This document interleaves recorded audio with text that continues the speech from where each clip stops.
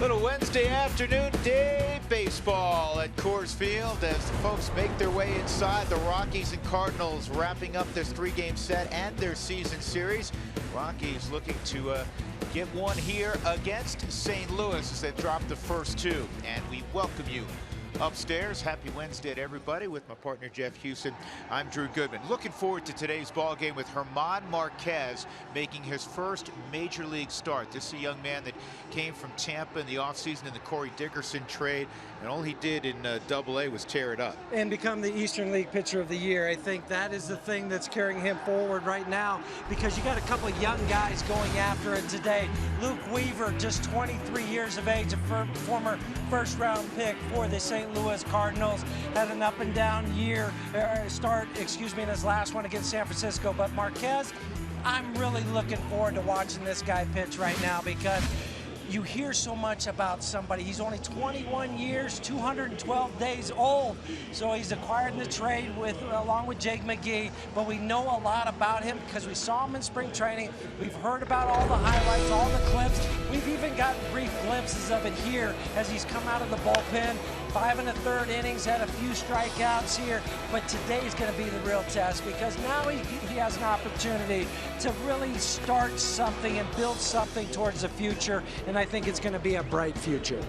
It's going to be a really bright future based on what he has done so far, and it's going to be fun to watch him make that first start as opposed to coming out of the bullpen today.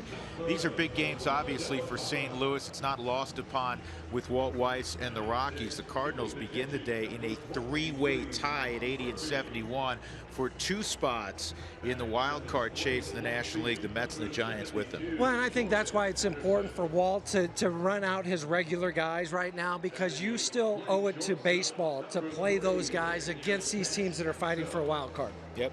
So that's the story as we get you prepared for first pitch. When we come back, Mark Stout has a little something on Daniel Descalso, the former St. Louis Cardinal. Daniel really swinging the bat.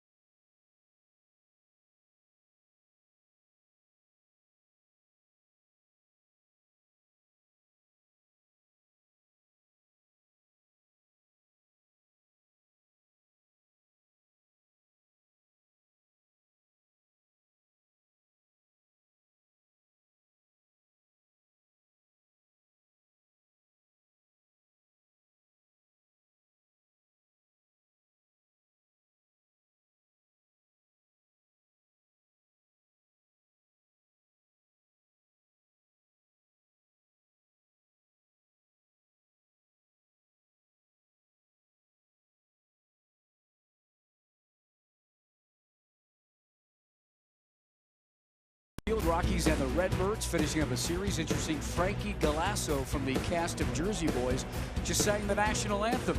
And I'm here to talk about Daniel Descalso. There's the Rockies shortstop, who last night had a 3-hit game against his former team. We flash back to 2011 when Jason Mott was on the hill to close out the 2011 World Series, and Descalso was at third base. In the previous game, in Game 6, he had scored in the 10th inning. He was part of that Redbirds team that won the World Series. And this year, Descalso has done some damage against his ex-team. He, in fact, is 5 for 12 after last night's outing. As we take a look at some highlights against St. Louis, I talk to Corey Sullivan all the time about revenge ABs. And a lot of guys do damage against their former teams. Last night was his 20th 3-hit or more game of his career. 17 came as a Cardinal, 3 obviously as a Rocky. This past offseason, he did a lot of work to get where he is at now at 275 on the year. Worked with a guy back home, and we started trying to get my upper half, my lower half synced up, and clean up some things with my bat path, and worked on it all off season. Into spring training, unfortunately got hurt, and then so watched more video and just tried to take some things from some guys that do stuff well and just incorporate it into my swing. And that swing is different. As I said, 275 batting average now. He's a 243 career hitter. I said, can you elaborate? Who did you watch in the offseason in terms of players today? Oh, those players are Mookie Betts and also Josh Donaldson. It has helped Descalso. He is hot. He is in the lineup today. And when we come back, you know who's going to be on the hill for the first time as a starter? Germán Marquez. His last start was September the 3rd in El Paso for Albuquerque. He'll be on the hill when we return to Coors Field.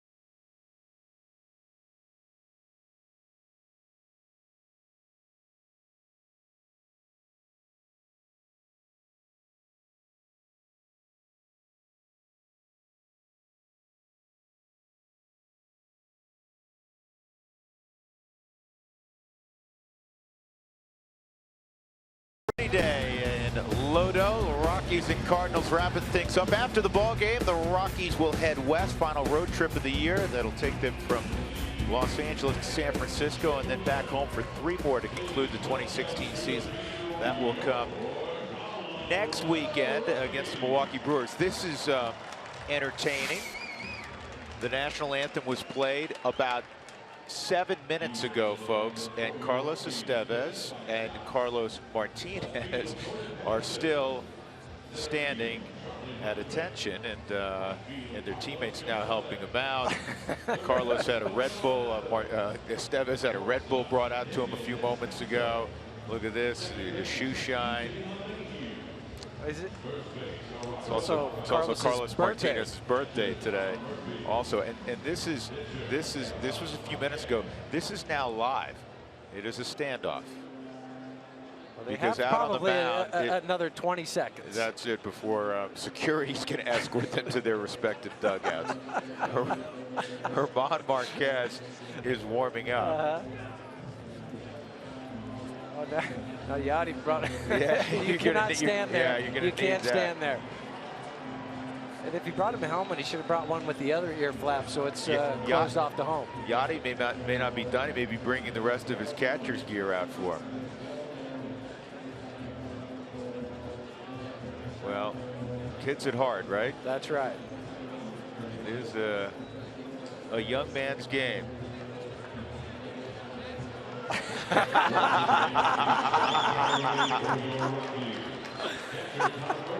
You know, folks, for every once in a while you will see something like this occur.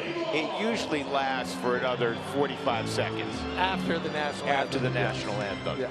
But now I think we might get Jim Joyce, the crew chief. Yeah, I mean, literally get involved. Matt Carpenter is stepping in the batter's box. Wait a second. Is it? Chad Fairchild's behind home plate. Let's go. Jim Joyce has his hands on his hips. He's the crew chief down the third base line. And Chad Fairchild says, okay. Go. Enough. Wow. They're still standing. Who's going to move first? 3. I've never 2, seen this before. 1. They literally won't move. And the crowd's now getting into it. They don't want Estevez to move. Matt Carpenter's laughing at home plate. Oh, you know, Matt just said 1, 2, 3, break. And some of the Cardinal fans. Jim Joyce and Chad Fairchild. What do you want to do? And Jim Joyce wants Walt Weiss and Mike Matheny to order them to come in. Honestly, folks, I've never seen this in my 31 years. I am blown away by this.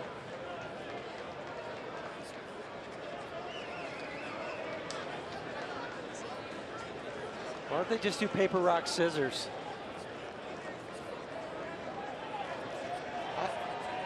I am dumbfounded now. I am too. That's because it's all in good fun and they're not. Listen, for some people out there, this was not ridiculing. No. Standing at attention, especially in light of everything that's taken place the last couple of weeks.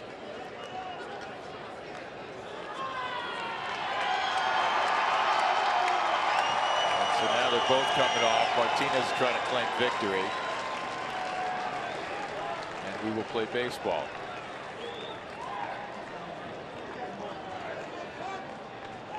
Carlos Estevez, for a young player, has established himself very quickly as the first pitch from Marquez's first strike as a very popular young figure in that clubhouse. Way before this just took place.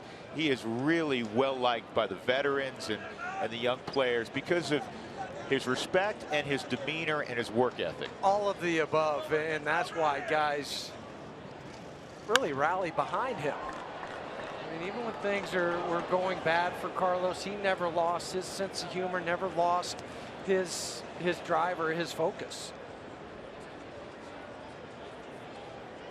So instead of a 110 start, we have a 113 start. Ground ball up the middle, and it's going to find an opening. And Matt Carpenter reaches. So a lead single for Carpenter as we take a look at the Southwest batting order for Mike Matheny's Cardinals. Aledmys Diaz will bat second. Jed Jerko, home run and double yesterday. He'll bat third. Brandon Moss has been struggling. Then it's Randall Grichuk. He had 8 the first 2 ball games. He has swung it well. Jeremy Hazelbaker's in there. Carson Kelly behind the plate. He looks like he's the heir apparent to Yachty. And then Colton Wong. That pitch off the inside corner, ball 1 on Diaz. Diaz had yesterday off. He played on Monday night. He's still trying to rebound and get back some arm strength that he lost after having the thumb injury. Good breaking ball. Wow. We saw that, Huey, in his last couple of outings. We saw a couple strikeouts, but on the Subaru Supermo, you'll see even a bigger bite on that curveball. 78 miles an hour. Here's the 1-1 and another one. Gorgeous. Aledmys Diaz, as our old friend and partner George Frazier used to say, couldn't have hit that with a boat paddle. So throw him another one. Yep.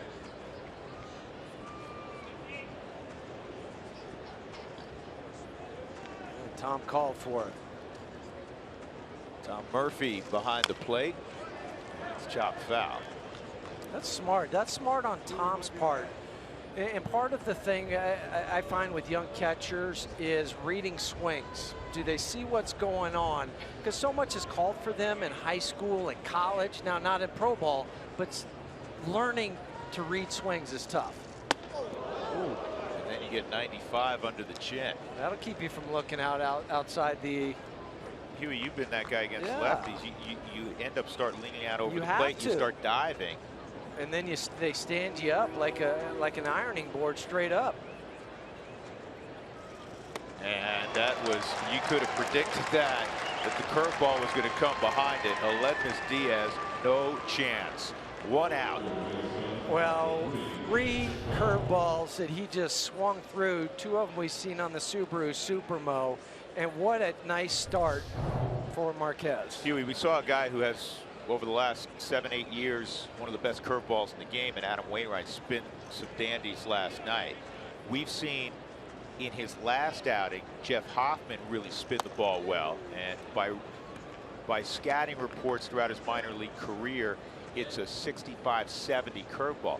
Marquez's curveball, if you were grading it, it's got to be up there, right? Right there. Those 2 that I saw would be, I would probably grade it out as a 65, but I would say in my notes, he's got a 75 curveball at times.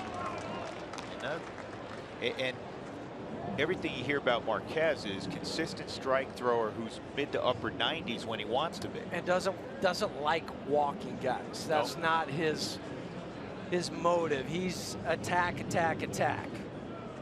1-1 on Jerko, and this is lifted to right field. Cargo's got room. 2 outs. Brandon Moss approaching the plate. And Jordan Patterson's getting his first major league start. Jordan, who had a great year in Albuquerque, he'll be in left field. Charlie's in center. Cargo, as you just saw, is in right field.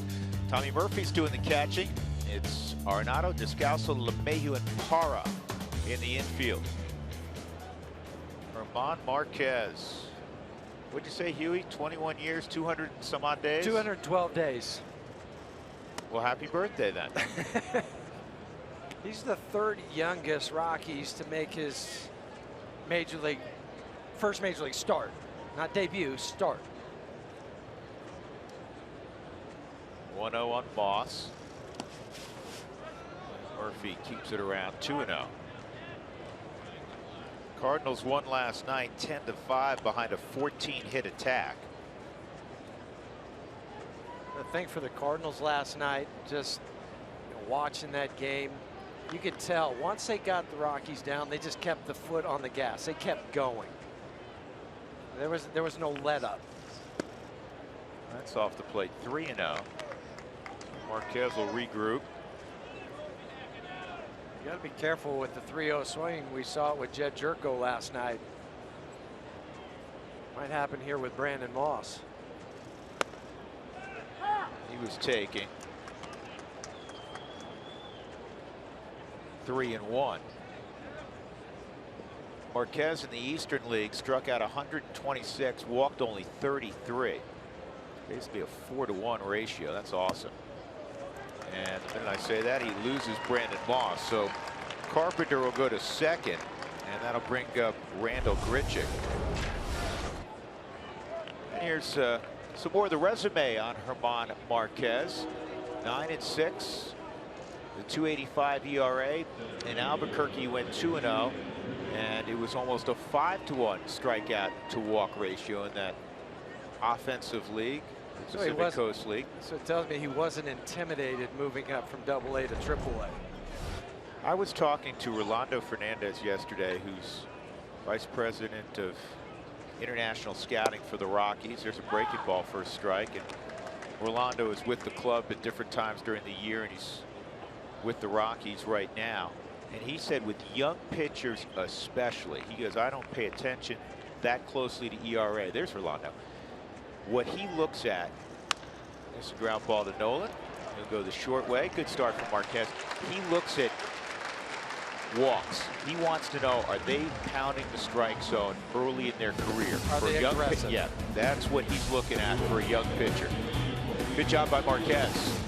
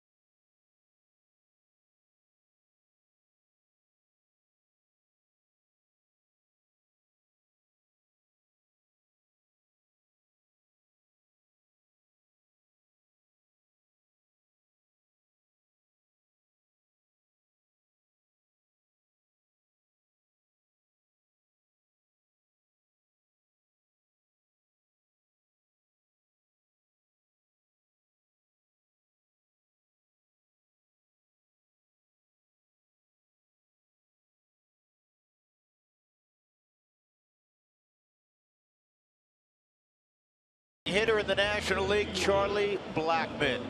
He will lead things off, as he always does.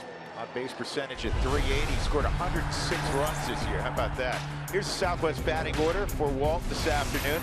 His partner in crime, DJ, will bat second. Then it's Cargo and Nolan. Gerardo Parra, he had a home run yesterday. Gerardo will bat fifth. Tom Murphy, boys, he swung the bat. He'll bat sixth. Jordan Patterson, again, his first major league start, looking for his first big league hit. He'll be in the seventh spot. Descalso's been hot. He'll bat eighth. And then German Marquez, all against another young arm that Huey was telling you about a few minutes ago, Luke Weaver, former #1 pick. And this is a guy that will pound the strike zone also. Does not like to walk, guys. 10 walks in 33 2/3 innings, 43 strikeouts. That's impressive because it's more than a strikeout per inning pitch for a really young pitcher. And I'll tell you where he gets a lot of that from. It's the changeup. It is a dandy one where they talking to some scouts. They say it's one of those Bugs Bunny changeup. It comes in, guys will start to swing at it, and it's not there at home plate yet. But fastball, that's what he'll be. He'll sit today at 92 with a little bit of movement. He can sink it. He will cut it. And then the changeup is at 83 miles an hour. When he was first coming up, and he's moved very quickly. He's out of Florida State. They said, some scouts said he reminds them body type wise of Tim Hudson, but Tim Hudson was more of a ground ball pitcher. He gets his fair share of fly balls, but he rose very quickly through the minor league ranks. Here's the 2-1. He only had one start at AAA, and for Weaver, he's 6'2", but at 170 pounds. He was in the Florida State League last year, so that's moving quickly. That is a long way from the big leagues, but it just goes to show you, if you throw strikes, you can attack the hitters. He will mix in an occasional curveball to boot.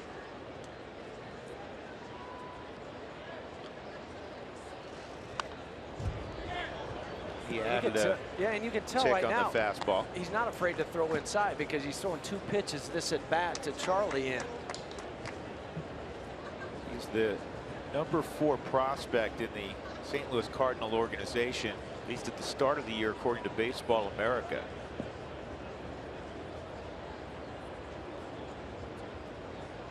Two-two. And a base hit for Chuck Nasty. You give him 4, 5, 6 pitches. Doesn't matter if he's seen you before. He'll figure you out. He went after that changeup, pulled it into right field. Did his homework. So Charlie a lead single as we check the defenders for St. Louis. Brandon Moss will be in left field. Grichuk again is in center. Jeremy Hazelbaker, who can run, is in right. Jerko, 3 different ball games against the Rockies. He started at 3 different spots. He just keeps moving his way toward the dugout. Second, short yesterday, and now third. Matt Carpenter's in there again, and doing the catching is Carson Kelly, a well thought of 22-year-old for St. Louis. He just came up earlier in the month. If Yachty ever retires, and you know, that's a big if, right?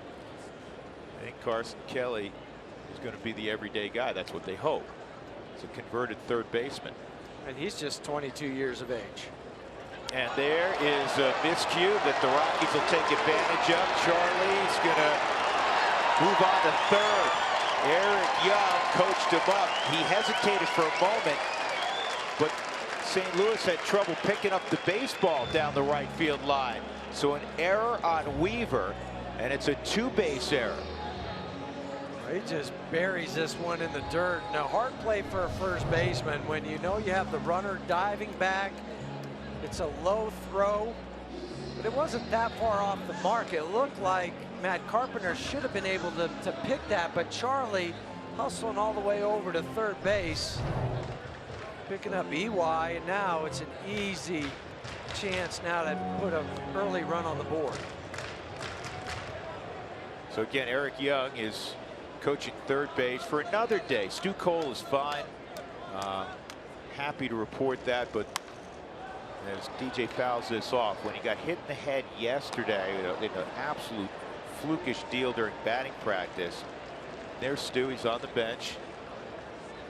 They wanted him to, the doctors did, no concussion, but they wanted to make sure that he sat down for a second day before running back out there to third base. So sure he'll be out there when the Rockies open that 4-game set at Dodger Stadium tomorrow night. I had a chance to talk today with Stu Cole, and it was nice and it was refreshing because he said, yeah, that was scary. I didn't know what had happened. All I know is I got hit on top of the head. He watched the game in the video room last night, and he said, today I'll be out on the bench just cheering the guys on. Well, Walt had a humorous line. He said, we're going to put the double flap helmet on him on the bench and put him in a corner and prop him up. And he said, listen, I wouldn't be kidding if he wasn't okay. So. But Vinny at first base was trying to say, hey, I can take over in LA, you know, if you need me to run out there a few more days. Vinny at Hollywood. This ball line to center field. It's going to get the job done. Charlie will tag. Grichuk will just lob it back in. DJ LeMahieu, whatever you need, I have in my arsenal. Rockies take advantage of the error by Weaver. It's 1-0. He's like the MacGyver on the baseball field. It's a Swiss Army knife, man. He is. You know, you need something done. MacGyver could do it. DJ could do it. So the Rockies break on top. Now. 64 RBIs for DJ. Well, 75 is a startling amount for a leadoff man. That's what Charlie has after the home run last night. 64 ribbies for your 2-hole guy, and he hasn't hit in the 2-hole all year. Start of the year, he's hit primarily 8. That's a big number. How about 99 for Cargo? Yeah, he's trying to get to that century mark. It'd be the second time in his career that he hit 100. So yeah, the Fab Four, the first 4 guys in this lineup. So dangerous. Cargo with a base hit to right. Nice and quiet with the approach. Yesterday, Cargo hit a absolute 1-iron to center field for a double over the head of Grichuk. And I noticed that Randall, who likes to play a shallow center field, he backed up, what would you say, 30 feet from yesterday? Yeah, he said, I'm not going to get burnt twice. Because that was a typical 2-iron last night that just rose up over the top of Grichuk's head. Said, I'm smarter than that. I'll go ahead and move back today. So here's Arenado. Nolan yesterday with a base hit in the first.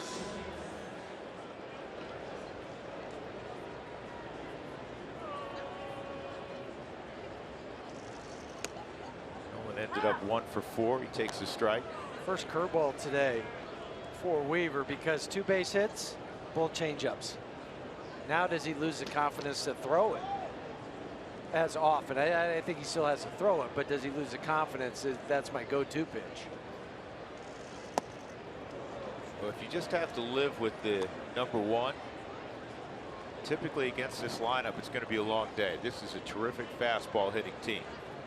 Unless that #1's or all this Chapman speed, 105 miles an hour, but you're only doing it for 1 inning. Yeah, that's a supercharged heater.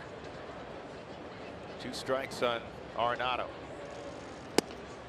Inside on Nolan. Chad Fairchild's calling balls and strikes. James Hoy at first. Jim Wolf's at second. And Jim Joyce is at third.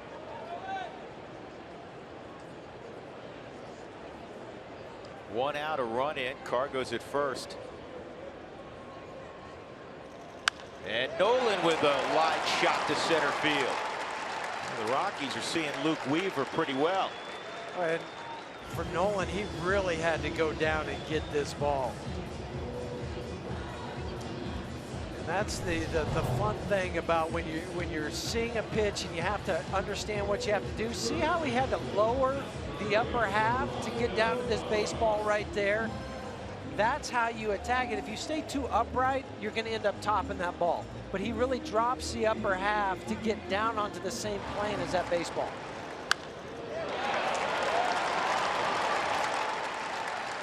So here's Gerardo Parra with 2 on. 3 singles in the inning. So all 3 hits are on off-speed pitches. Parra's starting to get his timing, Huey. Lined out, had the home run yesterday. Putting some good ABs together the last couple of days. Home run went 427 feet yesterday. He had a pair of doubles in game 1 of this series on Monday. And one of those doubles was to left center field. Gerardo, despite missing a lot of action, has 27 doubles this year. And he gets under this one just a little bit. 2 outs. I'll tell you one thing, Huey, and you were on this initially. The Rockies are seeing his changeup well because Parra that was a changeup in, and Gerardo wasn't fooled. He just missed it. Right, and just probably by a grain or 2 was underneath that. But they're recognizing it out of the hand early for Luke Weaver, and that's always a challenge when you're facing somebody for the first time. You know, they've got Brian Jones and his group. They do a marvelous job with the scouting reports, and Chris Warren of getting the information to these guys, but still it's different until you step into the box. Ball 1 on Tom Murphy. His last start was a memorable one at the plate and behind the plate. On John Gray's gem, 16 strikeouts, complete game shutout. And oh, by the way, he hit 2 home runs.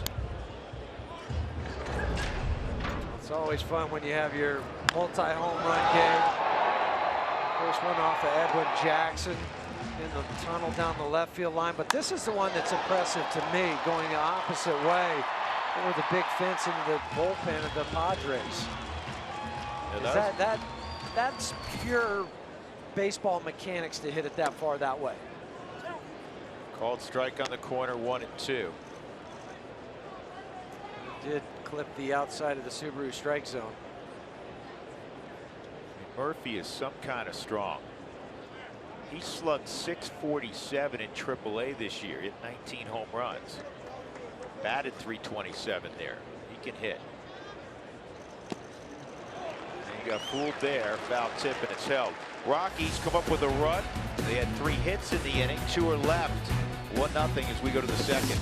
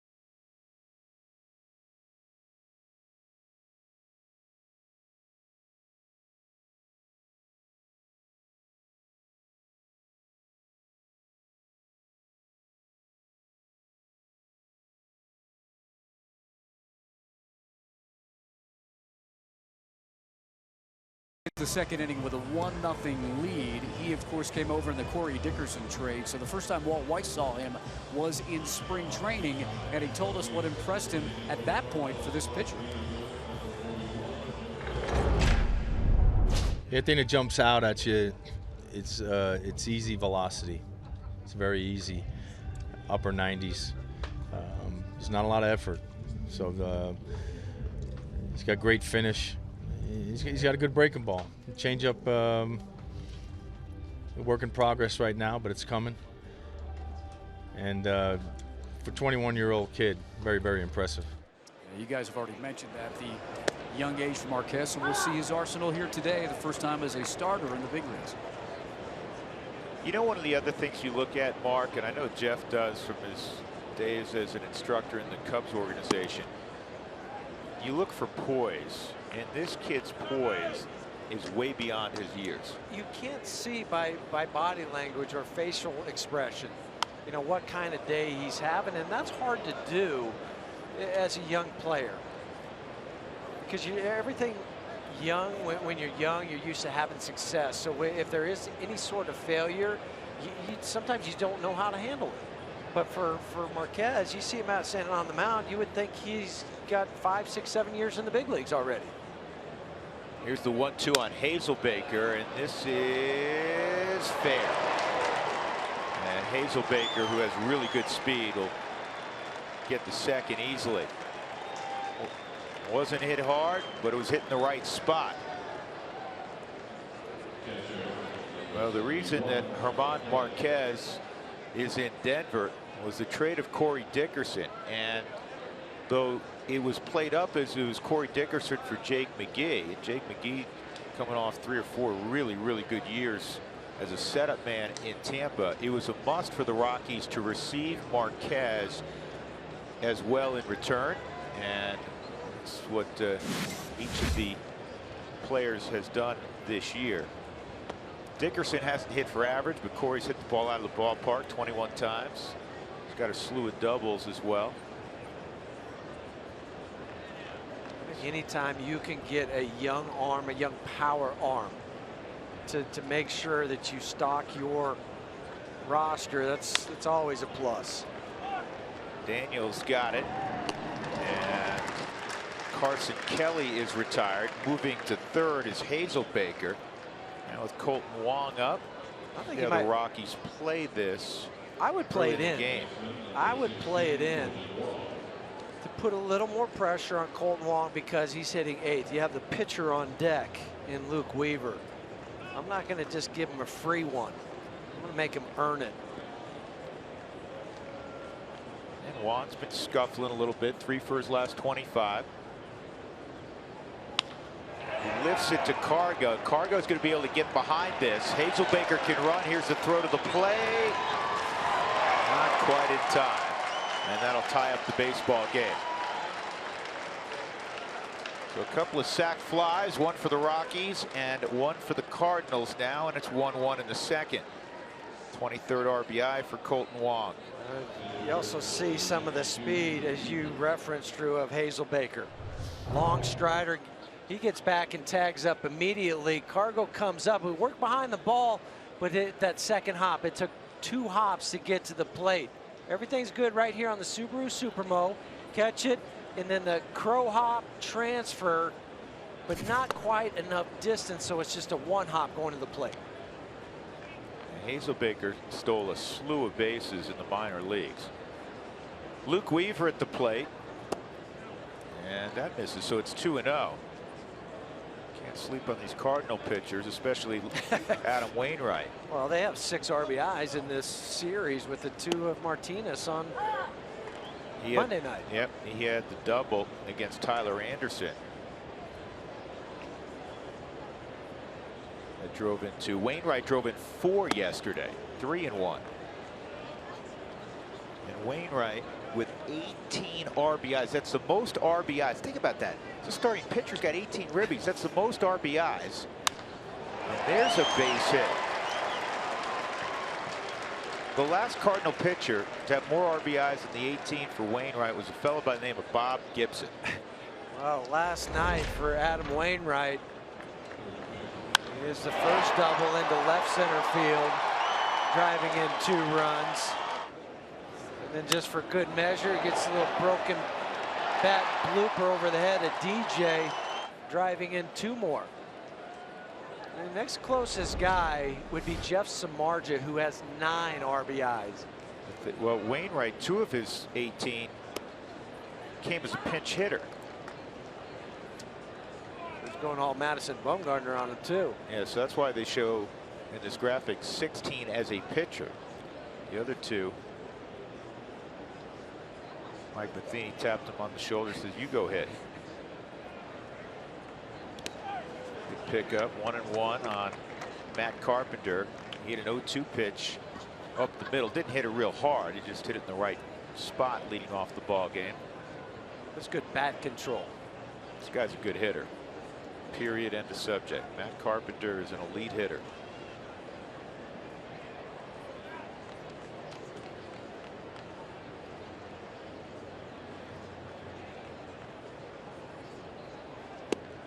Marquez goes off speed there, and it's 2-1. That's the changeup that Walt was talking about. That's still a work in progress. But still good enough and close enough to the zone that hitters have to think about it. Boy, that's dirty. That thing moved a little bit as it got toward the plate. A little cut to it. 2-2. Matt Carpenter, he swung from his heels thinking that it was going to be in one spot. It ended up in another.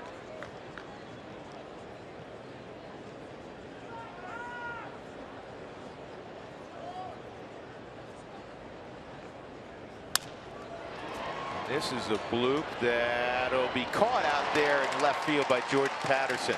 Nice job by Jordan. Got a great break on it. That'll end the inning. Jeremy Baker had a bloop. Hazel Baker had a bloop double and eventually would score on a sac fly. 1-1.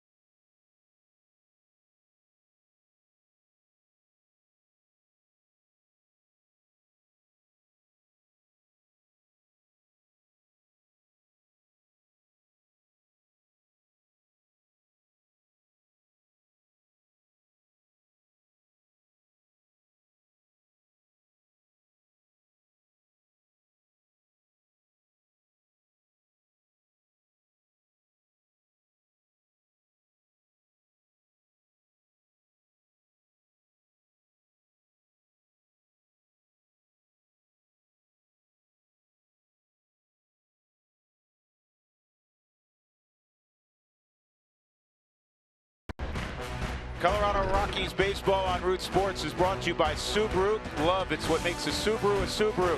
By CenturyLink, your link to what's next. And by Southwest Airlines, transparency, low fares, nothing to hide. Afternoon baseball in the Mile High City. We're in Lodo. And it's 1 for the Rockies, 1 for the Cardinals. We go to the bottom of the second inning, 7-8-9 for Colorado. Jordan Patterson making his first major league start. We've seen Jordan at the plate a few times already, looking for his first major league knock. He's officially 0 for 4. He's gotten in 5 ball games. Good looking athlete, Huey. Well, his first at bat in the major leagues, you remember he had that long, he ended up getting a walk on 9 pitches. I want him to see get a hit here in his first at bat in the first couple pitches to get that out of the way. Takes ball 1 from Luke Weaver. Drove the ball pretty deep to center field last night.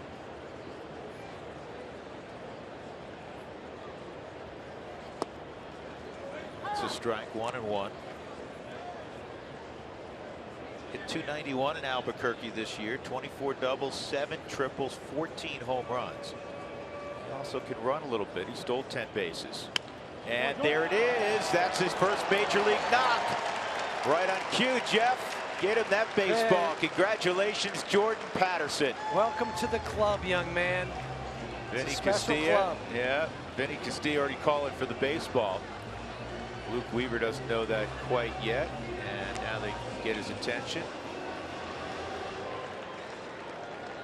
Honestly, doing what we get to do, and Huey, you played in the big leagues for a long time, but it gives me such great joy to live vicariously for a moment through these kids that get their first hit. And even myself, I still get joy. I still get the goosebumps when I see a special moment like this happen for somebody. You know, watching the Orioles game last night, I saw the highlight of that kid hitting his first home run, and his mom's in the stands, and how she's jumping up and down and crying and doing all this. It's Little League, but it happens to be the best league in the world. Right, but this is still somebody's son, somebody's, you know, husband, brother, whatever it may be. Yeah, that's awesome.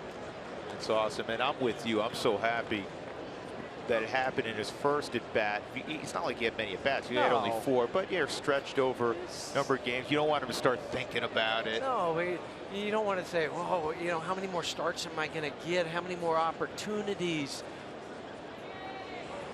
Descalso, this one will sneak through, and you'll see Patterson with those long strides gallop to third. First and third, nobody out here in the second. Stay hot, Daniel Descalso. Keep beating up your old team. He just needs to see red all the time. Right? Sneaking one by over at first base by Matt Carpenter. And it helps because Carpenter was holding Patterson on, so he doesn't have the range that he had if he was just playing back. Because if he's back, that's a 3-1. Jordan Patterson long striding it, hits the bag, and then just motors into third easily. Well, German Marquez, how about probably going to be bunting, I was going to say. Get your first major league knock and RBI, but bunt to first. Oh, they're coming home with it, and out at the plate. Is that a read by Jordan Patterson? Yes, yeah, definite read. But what a play from Luke Weaver. Bunt might have been just a tad hard, but Weaver picks it up. Let's see what happens for Jordan out on the left side of the frame. Yeah, he just went on contact. Tried to head first slide going around the corner of Carson Kelly. Part of the thing too for Jordan, he might have needed to be just another stride or two down the line at third base. As far off as that third baseman, but the tag was applied on the Subaru Supermo right on the elbow before the hand gets in. So here's Charlie, first and second, 1 out. Charlie had a base hit last inning. He now has a 10-game hitting streak. Takes a changeup for a strike. Charlie has 5 hitting streaks this year of at least 10 games, which ties the club record. Eric Young, EY did it in '96. Larry Walker did it in '02. 5 separate streaks of at least 10 games. I think most guys would just be hoping for a couple of those long streaks during the year. This one's going to find a hole. Around third is Descalso. He's coming home. Here's the throw. That'll be cut off. Blackman drives in his 76th. The Rockies back on top, 2-1.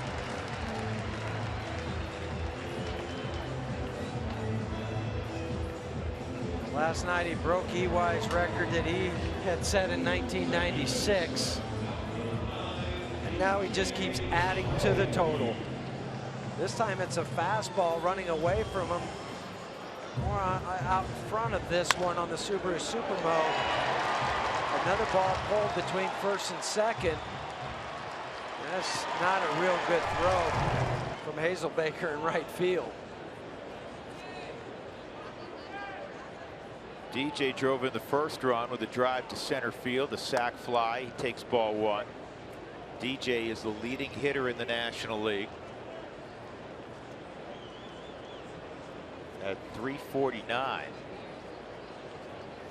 Murphy and the Nationals are in Miami. They play tonight. Don't know yet if Murphy will be in the lineup. He's been out of the starting lineup the last 3. And this ball in the air to deep right center field, and it is caught out there. And Blackman was already around second, and then a wild throw trying to get him. Marquez will go to third. Charlie, like he's running wind sprints, will go back to second. He was around second base off the bat. His read was that was not going to be caught by Grichuk. This was like the Olympics when you have the relay and you're trying to hand off the baton to the guy in front of you. That's what it looked like. You're right. I mean, Charlie is all the way around second base. Marquez is going back right now. He's saying, uh-oh, I'm in trouble. I got a retag. And then Colton Wong with the bad throw back to first base. That'll be his 8th there of the season. Then Charlie, I'll just go ahead and rest here at second base. Thing about Charlie, he will always make it interesting on the base pass. And that was interesting.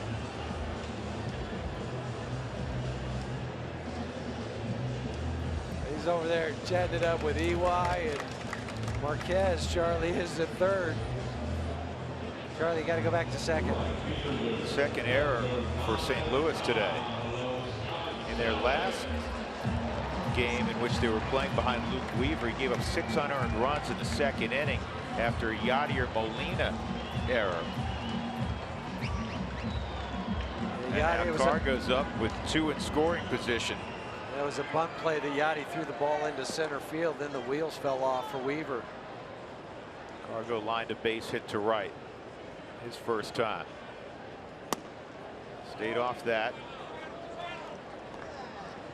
Stu Cole may not be on the third base lines, but he's coaching up Jordan Patterson from the dugout. And he's just telling him, yeah, you have to make sure on that. You're already in scoring, but you're at third base. Even if they get the out at first, you still got some big guns coming up behind you. Let them drive you in. Don't try to do too much, make something happen that's not there. 2-0 on Cargo. Rockies up 2-1. They have 6 hits already.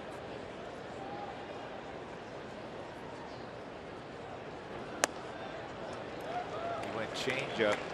No, that was fastball. Excuse me. It was up 3-0. Well, pick your poison, Luke Weaver. You don't want to pitch to Cargo. You pitch to the home run and RBI leader in the National League. With the bases loaded.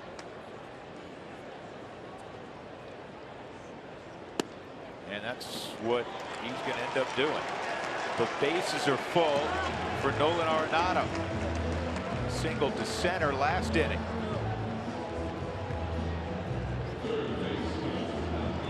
And you know how good the Rockies have been with 2 outs and runners in scoring position this year. Well, and Nolan in particular. This year with the bases loaded for Nolan, 4 for 12. See what he's done in his career.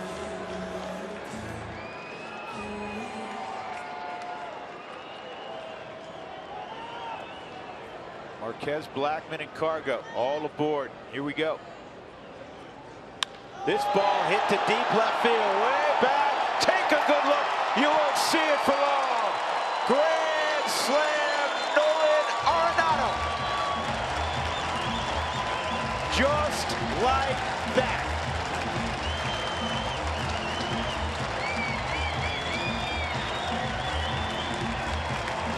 58 RBIs for Nolan since the All-Star break. 128 on the season. Home run number 39 in his 4th career granny.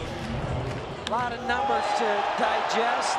The only one you need to know is the first pitch swinging from Nolan about 8 rows deep in left field. Immediately knew it off the bat. Nice little cushion for Marquez. Barra fouls it off. Well, we said pick your poison. He didn't throw a strike to Cargo. And you knew you were going to get this pitch after 4 straight balls to Cargo. So he's saying, I'm right where I want to be. I'll take that first pitch fastball. I hit a curveball to center field. My first time up, I'll hit your fastball. So the 4th grand slam of Nolan's career, his first this year. The Rockies have now hit 7 slams in 2016. Their season record is 8 on 2 occasions. The World Series season of 2007, and also in 2012 they hit 8. 0-2 on Parra, 1-2. Jaime Garcia is now up in the St. Louis bullpen. 6-1 Colorado.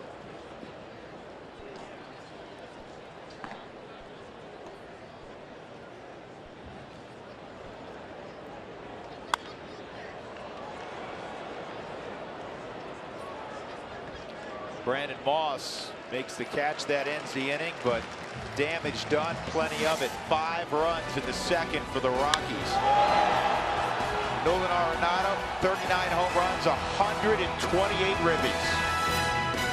He's pretty good.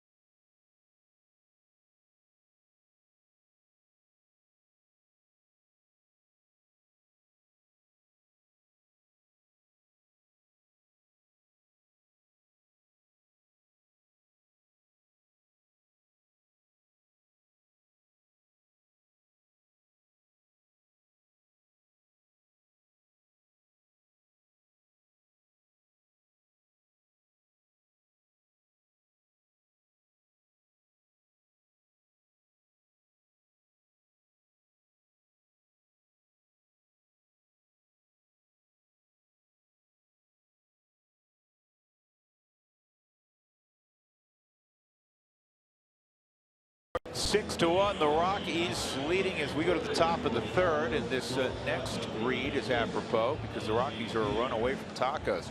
If the Rockies score 7 or more, go to participating Colorado Taco Bell locations the next day between 4 and 6 and get your Rockies taco special. Liv Moss at Taco Bell. Getaway day for the Rockies, and they want a happy flight to LA. So far so good. German Marquez with a 6-1 lead. He's making his major league debut as a starter. That's what he's trained to do. Initially he was coming out of the bullpen, got his feet wet in 3 appearances, but this is his game right now, and he pours that first pitch over for a strike. This is Diaz, and it's strike 2 on a lead miss. He struck out on a curveball his first time up. He may get it again here. He didn't bite. 1-2. He wanted to.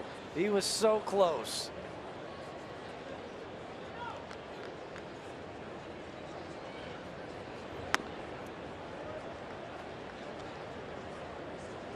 Marquez, 26 starts in the minor leagues, 21 at AA, 5 at AAA this year.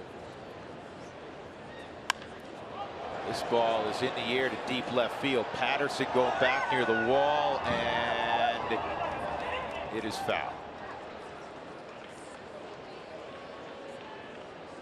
Diaz, he got away with a hanging breaking pitch. Yeah, he wanted that more over the outer third, and it was over the middle of the plate.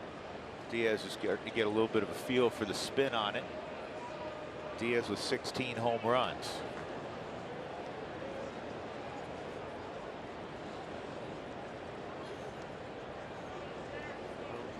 Murph had called for a fastball, then Ramon Changed to a curveball.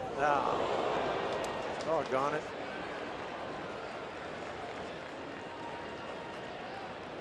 A curveball that slipped out of his hand.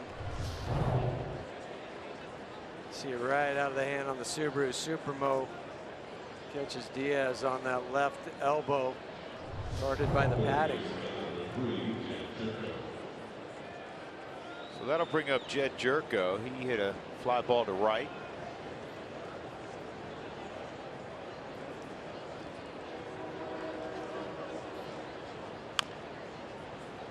Chop foul by Jerko. Hit a home run yesterday on a 3-0 pitch from Jorge De La Rosa. You know, rough final start for Jorge. Who knows what kind of emotions were running through his body, knowing he was taking the Coors Field mound for, in all likelihood, the final time. Emotional a little bit in the dugout when he was removed. You talked to him, I know, this morning in the clubhouse. I went by and just check it, see how he was doing. We all saw last night. I said, "How you doing today?" He goes, "I'm better today." And you know, rightfully so. What he's meant to this organization, what he's done in his time here. He probably didn't go like he wanted to, but he still had 8 strikeouts, tying a season high for him. And I think he wants to continue on and pitch beyond this year. All-time winningest pitcher in Rockies history. Of course, what he's done at Coors Field, we've documented many times and at length yesterday. Walt, at one point, said to me in a conversation, what he's done at Coors Field, swung on and missed by Moss. He goes, he's like the 8th wonder of the world. the team, and especially the last few years, struggling. And here's a guy who, going into last night, was 34 games over 500 at Coors Field. You think of some of the great ones, Huey, this goes back to when you were playing, that really didn't want to pitch at Coors Field. No, they would get the Coors Field flu. Yeah. They went, oh, you know what? I don't feel right. I might go ahead and skip this one. I'll get right back on my next rotation afterwards. Moss, did that hit him? Yep, it did. Yeah. He's out. You can see it redirect. He was out of the batter's box, and Diaz will have to return to first. It goes as 2 unassisted. And thank you, Brandon Moss, for trying to lay down a bunt when you're hitting 4th in the lineup. That just speaks to, with 1 out, that just speaks right there. It hits the bat again as he's a step out of the box. Correct call. And right on top of it was Chad Fairchild. So right now, since he's out of the box, hits it again.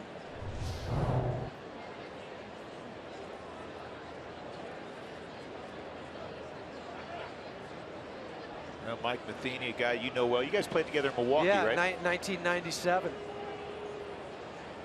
He's one of those guys. I wasn't shocked that he got into coaching, and now obviously he was one of those guys that went right to the bench as a manager. Yeah, my last couple of years, in '97 I played with Mike, and in the 2000 played with Joe Girardi. You knew both of those guys, if they wanted to manage, were going to be big league managers. And then what Matheny's done with the Cardinals in his first 4 years it's unprecedented. Yeah, only manager ever to skipper his team to the postseason in each of his first 4 years.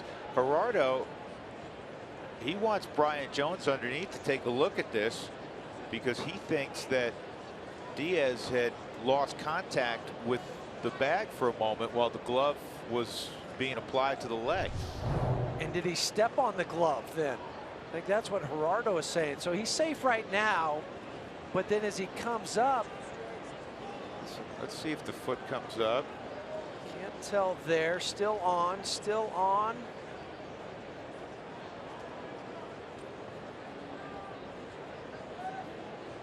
Well, looks like he kept his toe on there. Yep.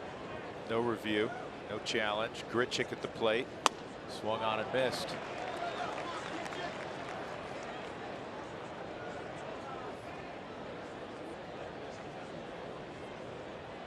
Because Marquez hasn't made a start in a couple 3 weeks. Don't expect, even if he's rolling along, to see 100 pitches today. No sense. Marquez. Yeah, no sense to do that. Ideally, you would like to get him into the 5th and get an opportunity for the W, but preserving his arm is the #1 priority. Is that easy heat at 95?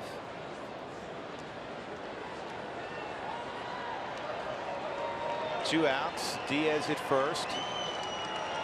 The dangerous Randall Grichuk at the plate.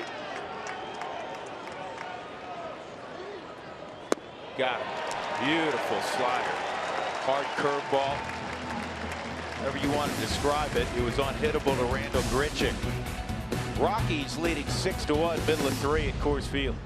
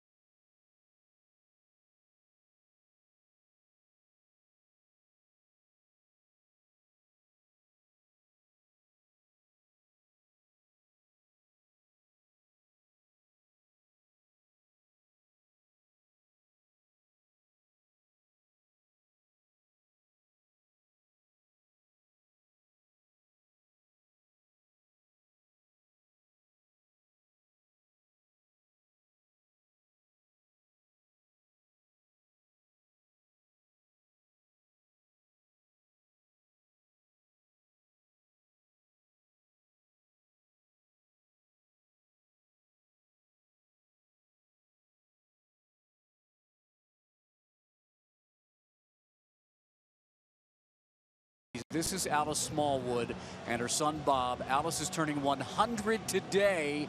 In fact, Bob said I even brought her license just to show you and birth certificate. And her name is Smallwood. Alice, it's a small world. My father, who passed away in April, was a resident with you at Sunrise Assisted Living.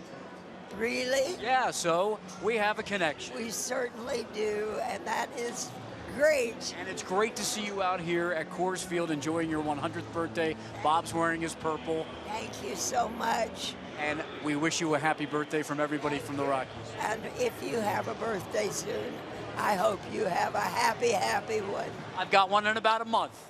Well, that'll be almost Christmas. Well, it's coming up soon, but You bet Alice, enjoy your day here. Thank you, Bob, for saying hello. Thank you very Let's go much. back upstairs to the guys. Go Rocks. Thank you very much. You don't know how much it means to me. Well, you know what? It means a lot to us that Alice is celebrating her 100th birthday with all of us here at Coors Field. The Rockies helping her celebrate. They're up 6-1. How about that? 100 birthdays. Congratulations. And Brian Peters, who is close but not quite at 100. I mean, he just looks like he's 50. I mean, I wouldn't go as far as 100. BP's making. BP, you didn't Make blow it off. to the gym today, Did you BP? did you blow off that workout early this morning? You did, didn't you? Uh-huh. Shame on you. You know where I was though. Murphy fouls it off. Yeah, you know BP's getting older. His Colt, his son, works for us also, and Colt picks up BP and throws him around like a rag doll. Yes, he does. Like a rag doll. It's fun to watch. Yeah, keeps Brian in his place. 1-2 on Murphy. You notice it's now a left-hander out there. Jaime Garcia has been removed from their rotation, and then he's making his second relief appearance. His last relief appearance was 2012. .470 ERA, 145 strikeouts, 57 walks, and Jaime, he also possesses a pretty good changeup. Yeah, he's on the gas, off the gas. That's a curveball, and Murphy swings over the top of it. 1 out. That'll bring up Jordan Patterson. He's coming off his first big league hit last inning. He doesn't come off the high of watching that ball drop into center field. I can guarantee you that much.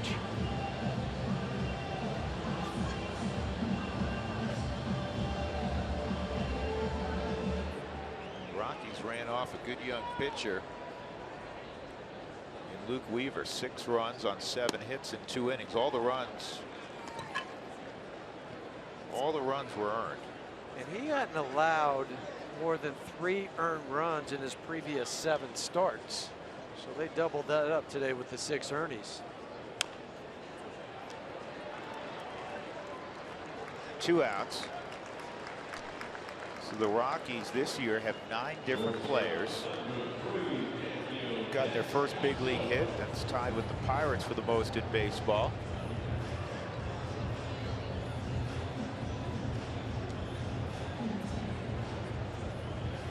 Daniel Descalso will take his turn.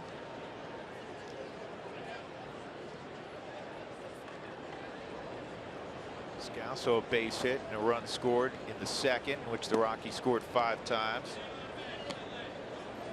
Descalso yesterday was 3 for 4, including a home run.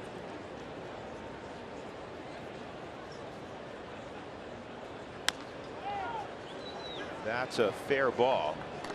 And Garcia gets over and receives the throw from Matt Carpenter. So a 1-2-3 third inning for Jaime Garcia. Rockies 6, Cardinals 1.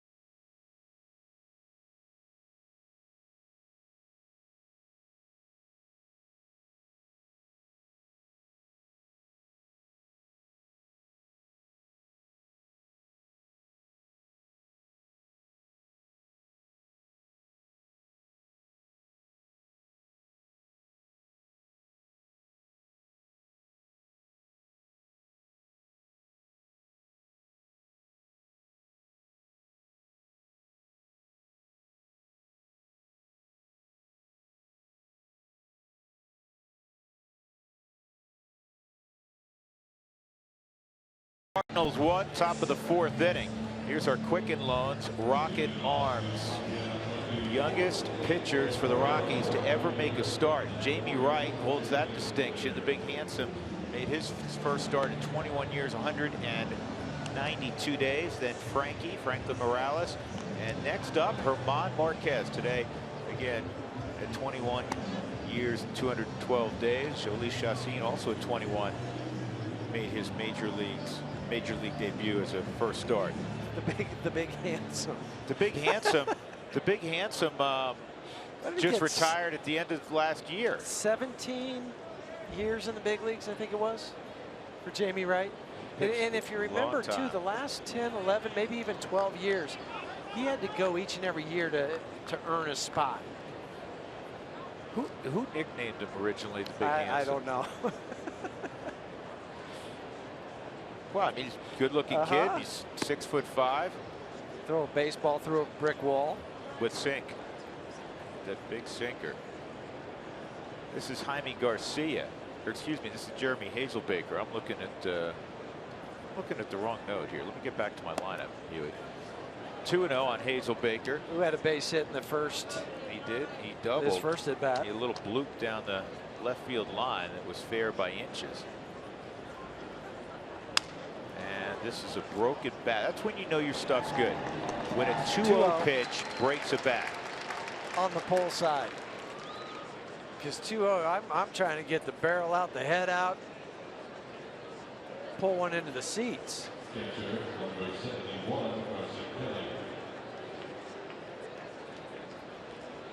Back to that pitch.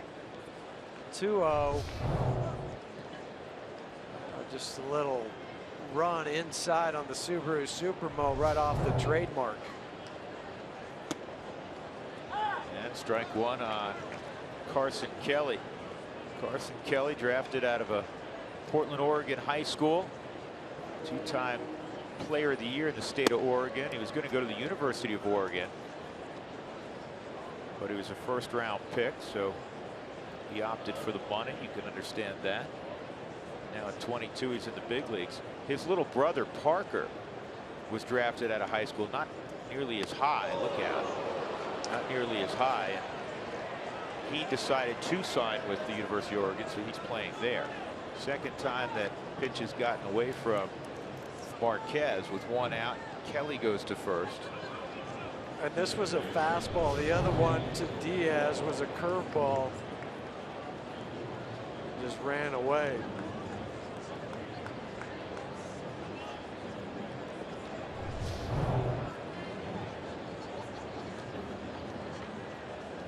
Colton Wong at the plate. Wong hit a sac fly to right to drive in the only run for St. Louis. 6-1, the Rockies leading. Drew Goodman, Jeff Hewson, Mark Stout.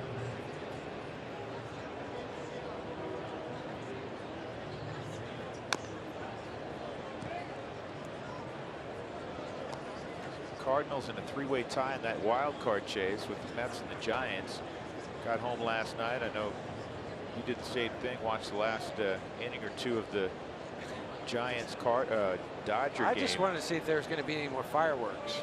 Yeah, the Giants either fisticuffs or near fisticuffs, or the Giant bullpen imploding. And in the ninth inning, they went back to Sergio Romo. Bruce Bochy called on Sergio Romo, and he had a 1-2-3 ninth inning to protect a 2-0 lead and ultimately a 2-0 victory. Ground ball to first. This should be two. There's one. Parra gets back on the bag. Safe. Colton Wong runs well. So well that even though that was tailor-made, the Rockies couldn't quite turn it over. Some speed from Colton Wong. And the return throw at first base. Foot on the bag, ball in glove. Indeed safe, and the right call by James Hoy. So Jaime Garcia now will hit. I don't know why, Huey, you were trying to put him up out of order there to start the inning. I just thought, you know, it's a left-handed hitter. That's what his spot was. Right. I get it.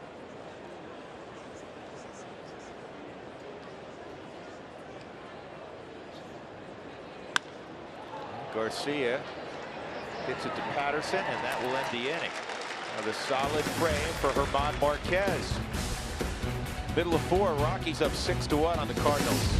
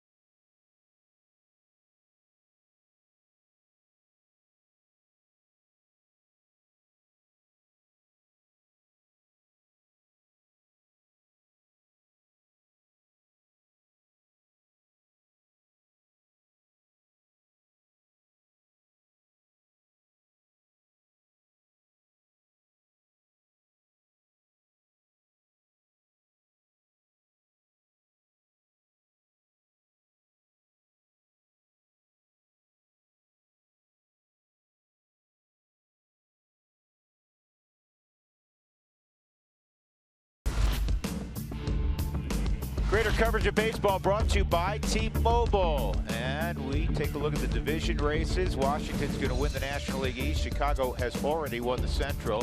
And the Dodgers are 5 up on San Francisco. That looks like a lock. But the wild card is fascinating. 3 teams for 2 spots right now. Don't count out Miami. They're 4 back. And they got Pittsburgh Pirates too. 4.5 back. Get a home run yesterday from Stanton, went 1-0 behind. Another outstanding performance from Jose Fernandez, who's only 30-2 at Marlins Park. German Marquez going to lead it off against Jaime Garcia here in the 4th. Second inning of work for Garcia in relief of Luke Weaver. There's 9 pitches last inning. Strikeout, 2 easy ground ball outs.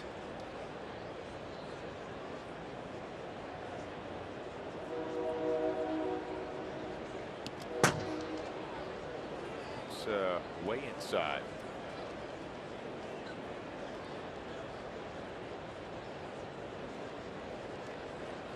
One and one.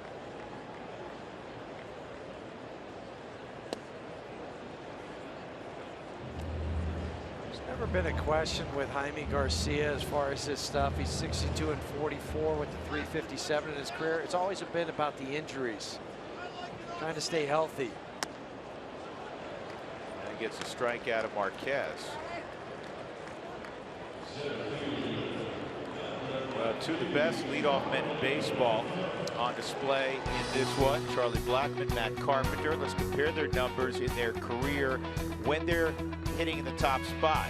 Carpenter, 32 more games, or 42 more games in the leadoff spot. 297, 297. OPS very similar. Runs scored favoring Carpenter. Home runs favoring Charlie. Pretty darn close. Guys that can mash. Tell you something else about Blackmon that may surprise you. Do you know that among outfielders, especially when you talk about corner outfielders, those are guys that are paid to drive in runs. Charlie has the highest slugging percentage of any outfielder in the National League. That's right, the Rockies leadoff man. 1 ball, 1 strike. Top 4 in the order, the Super 4, the Fab 4, they've hit Garcia in their careers hard. Charlie was 3 for 8 prior to that rollout. Just such dynamic players that from the minute the national anthem ends to first pitch, these guys, talking about Charlie and Carpenter, but the one advantage that Charlie has over Matt is Charlie has 100 stolen bases in his career. Matt Carpenter has 13. Yeah, Carpenter doesn't run.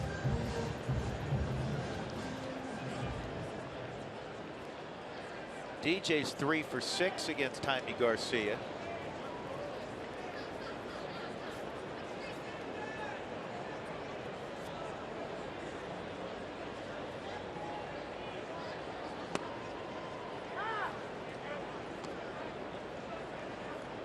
Two outs, nobody on.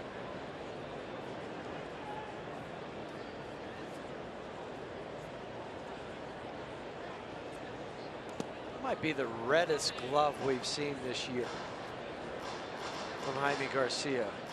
I know Mark Stout has a pretty red glove, but this one's even brighter. Yeah, Jose Mesa saying, man, I mean, there's a bright nothing. red glove. It doesn't look like he dipped that in red paint. That is a great red glove. I knew Jeff. you'd like it, Mark. It's fantastic. I texted the Cowboy. What a great red glove Garcia has. It's like the one I had that's signed by Jonathan Herrera. Yep. I remember when you had that done. Yeah. 1-2. DJ stays alive. LeMahieu. A sac fly to fairly deep center field, and then a drive to really deep right center that off the bat you thought was going to get over the head of Randall Grichuk, and he made a nice catch.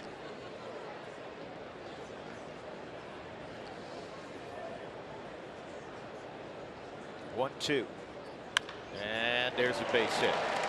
He was in DJ. He's in a hitter's count with DJ at 1-2. 2 strikes on him. Yeah.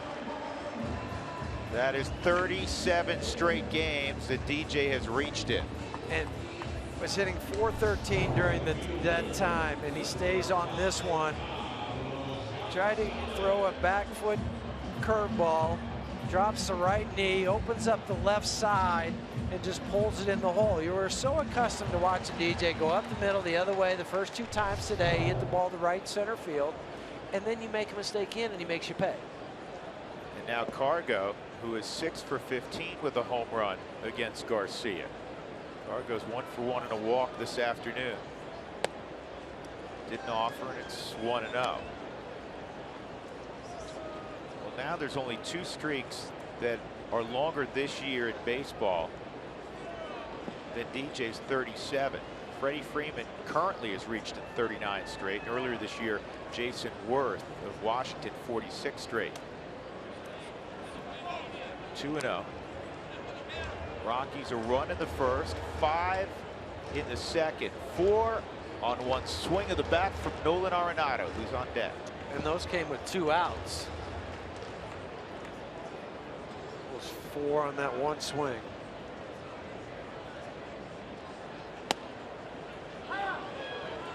Cargo got a fastball, probably shocked him.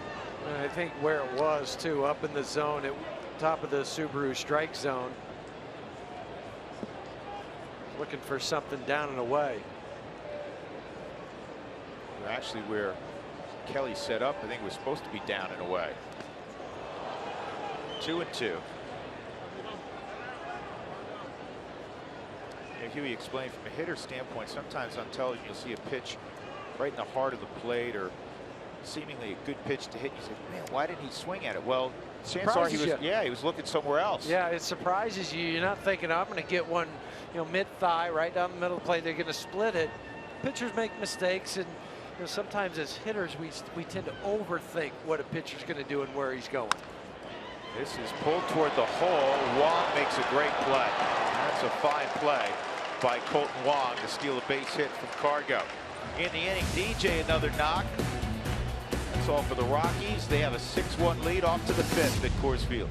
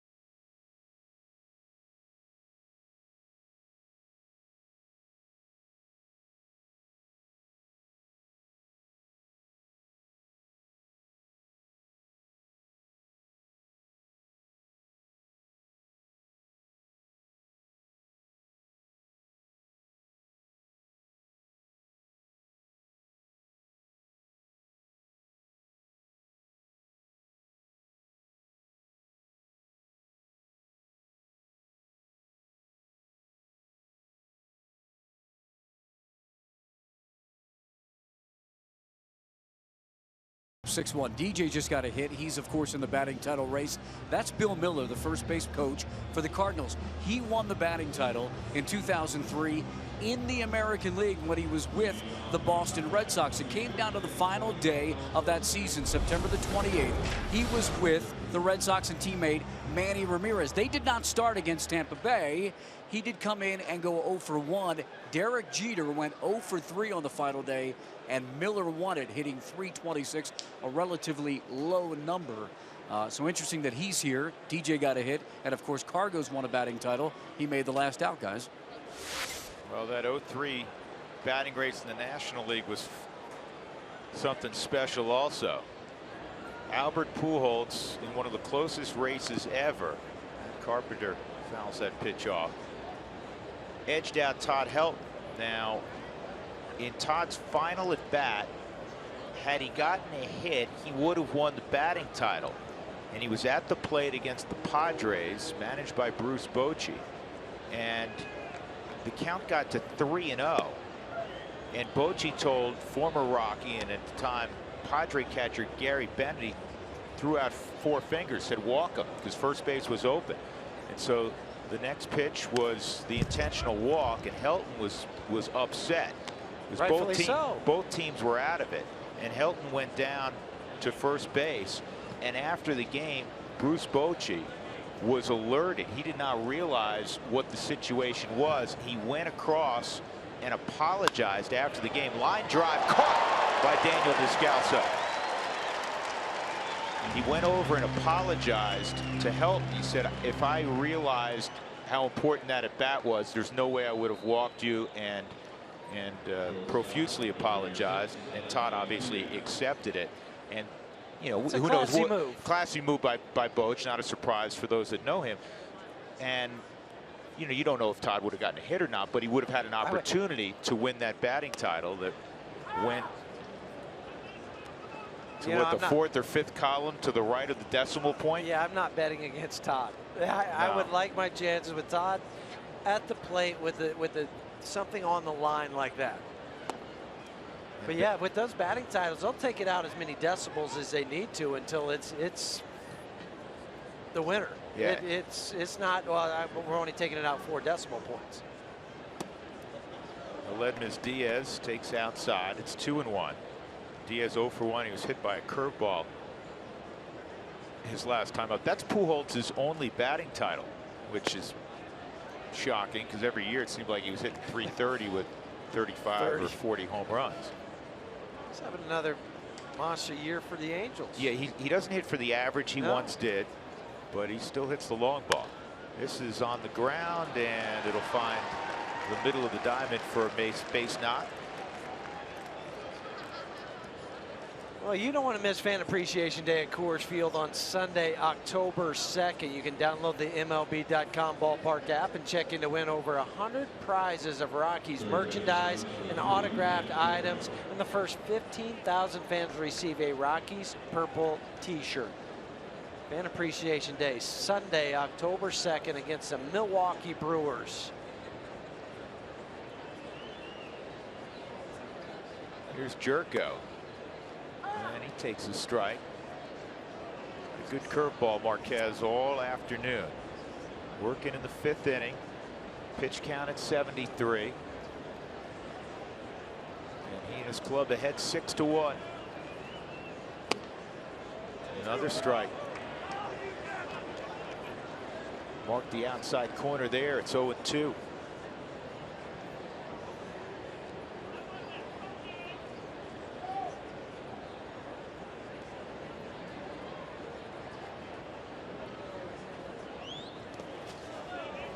It's nice too when he's making this start. I'm talking about Herman, where he has a good curveball in his first start at Coors Field. If he didn't, then do you wonder, well, can I throw it here? Which you can. You can throw it. You just have to start it out further. You have to set your sights a little lower. Sure, I think that's a marvelous observation because it will give him confidence. That's to third. Nolan with the great pickup is going to go the long way. And right on the money to get Jed Jerko. And I like how Nolan took the extra step to make sure that he had a grip on it. He knew who was running. This is prior preparation of the pitch being thrown. So he gets it. Now he waits an extra 2 or 3 strides, and he still throws out Jed Jerko by 2 steps. Here's something else, Huey, that I know you could appreciate. The ability to bend still here in game number 152. Yeah. And I'm not joking. No, you're right. To be able to, instead of just waist bend, he's still bending his knees to get down there. You know, these games, a day game after night game. You mentioned a game 152, game number 150 for Nolan. And Huey, because he's a big third baseman, Nolan's 6'2", 6'2 and a half. He uses a 12-inch glove at third to give him that extra half an inch when he's, you know, trying to get the taller body to the ground, to the dirt. And I've said this the other night too on the pre and post game show. As a third baseman, you're going to make a few more errors than other people, Nolan notwithstanding, because you don't get to choose your hops sometimes. You know, at shortstop and second base, I get the majority of the hops. I dictate how that hop's going to be played. At third base, sometimes it's just best of luck to you, pal. Here's the 1-1. Fouled off by Brandon Moss. Had that conversation on Monday with Johnny Peralta, who's playing, you know, he's been a shortstop his whole life. He's playing third now for the Cardinals, not today. And I said, how's that going? He said, he goes, they call it the hot corner for a reason. It's going. Said it's tough some days. 1-2 on Moss. Ooh, tried to backdoor it. Yeah. It was off the Subaru strike zone by a couple inches. Watch Marquez. I don't know if we'll have the video of it. He started to go off the mound, and when he realized it was called a ball, he hopped right back on the rubber. He did not want to show up Chad Fairchild. So he thinks it might get the corner, hops off. Nope, not going to do that. Yeah, a young player showing respect. He understands it. Not going to show emotion, not going to pout. Okay, it was a ball. Move on to the next pitch. 3-2 on Moss. Got him. Beautiful. Went off speed, and he gets his third strikeout. He's been impressive. German Marquez, 5 strong thus far in the Rockies in front of the Cardinals. 6-1. He has spun it all afternoon.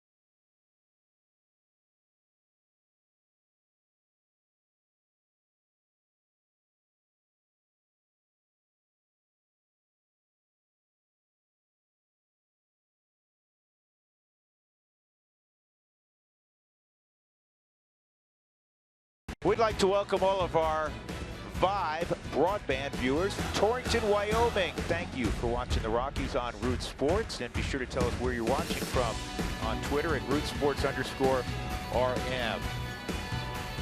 Vibe broadband up in Torrington, Wyoming. Spend any time in Torrington? Not much, just kind of driven through there. Nolan Arenado at the plate. Nolan, a grand slam and a single in the ball game. Single in the first, slam in the second. 0-1 against Jaime Garcia.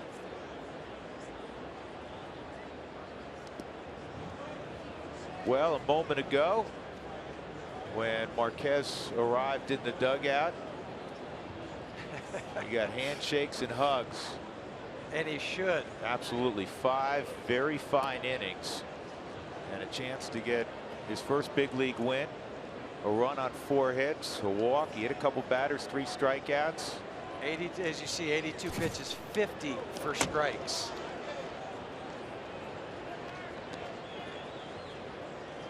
Poise, great secondary pitch, the live arm. He faced a big boy lineup, the team pursuing a playoff spot, so this wasn't, you know, some throwaway game in September.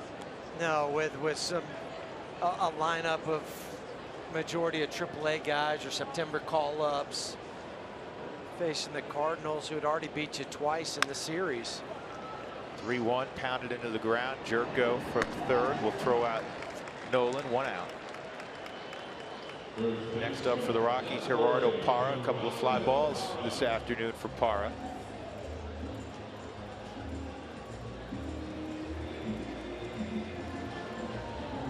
Parra looking for his first hit against Jaime Garcia. He's 0 for 5. So the Rockies have 7 slams this year. That's tied for the big league lead with Washington.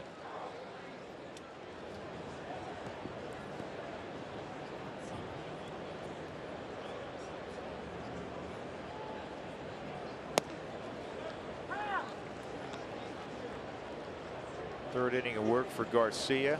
Rockies ran off Luke Weaver, 23-year-old rookie, after the second inning. And that'll be caught around the ankles by Hazelbaker. Just kept loping after the ball and eventually was able to catch it right above the shoe tops.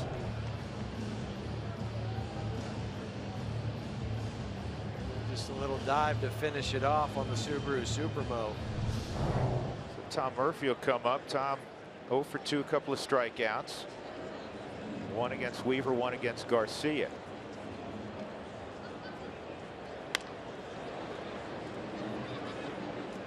Folks, join in on the conversation. Send us your thoughts, photos, questions. Use Twitter or Instagram and include the hashtag Twitter Talk, and you're all set to go.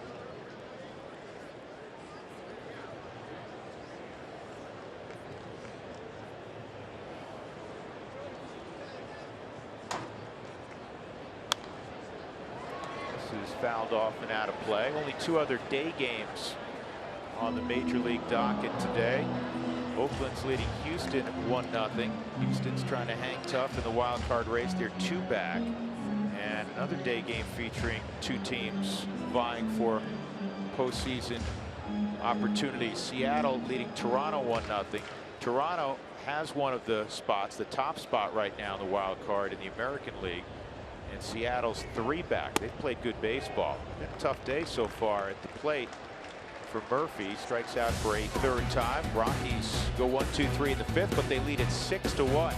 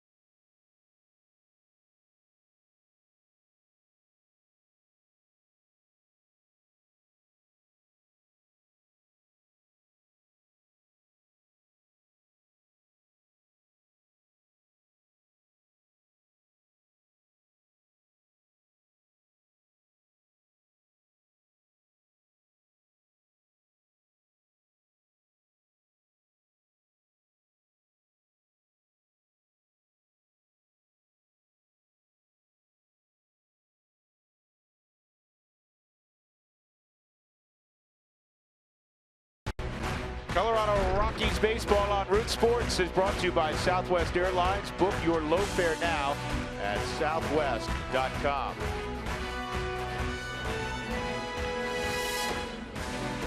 Rockies leading the Cardinals 6-1. And Chris Russell will take over in the 6th inning. Chris with a 3.81 ERA, and he's scoreless in his last 6 appearances. He's held the opponent scoreless in the last 6 appearances. Excuse me.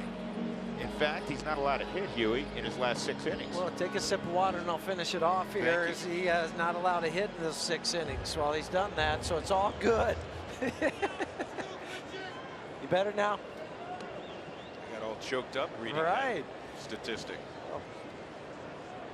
Good job by Germán Marquez. Great job in his first major league start. Randal Grichuk will be first up for the Cardinals.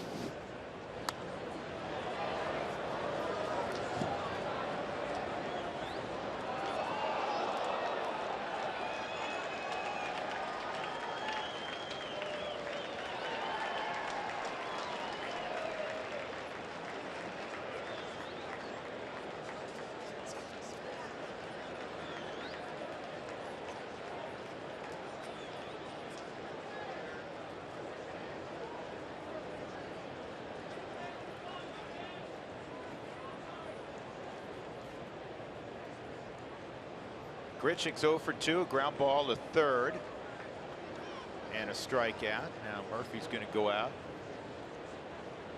Confer briefly with Chris Russin.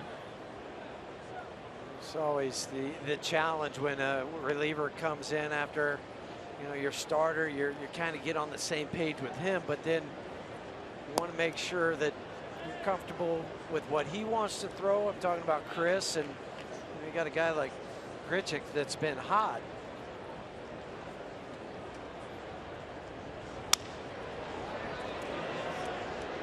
Shallow left, and the long strides pay off for Jordan Patterson as he gets there 1 out. You know, bringing a group out for the 2017 season? Well, you can call 303 Rockies today for information on 2017 group opportunities at Coors Field.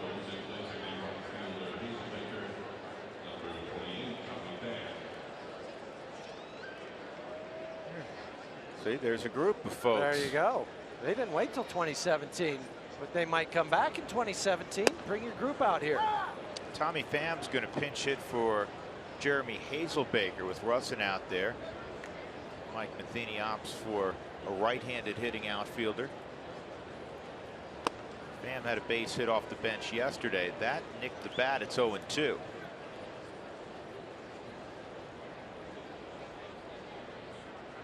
Pham 3 for 13 pinch hitting.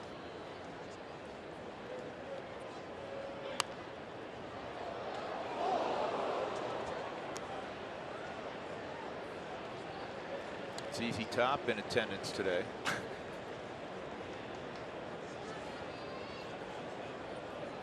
Yeah, right. That's a great ZZ Top here.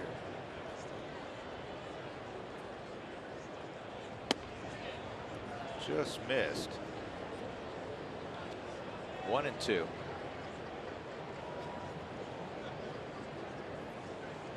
Doug almost couldn't come to work yesterday when he heard the drummer for AC/DC retired. Just glad he showed up today.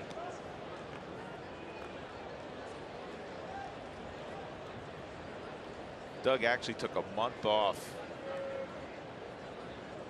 when Jerry passed away. Well, I know. Which I understand. A lot of people did. 2-2, swung on and missed. Jerry Garcia, that would be. 2 outs. Carson Kelly will come up. Kelly 0 for 1, and he was hit by a pitch.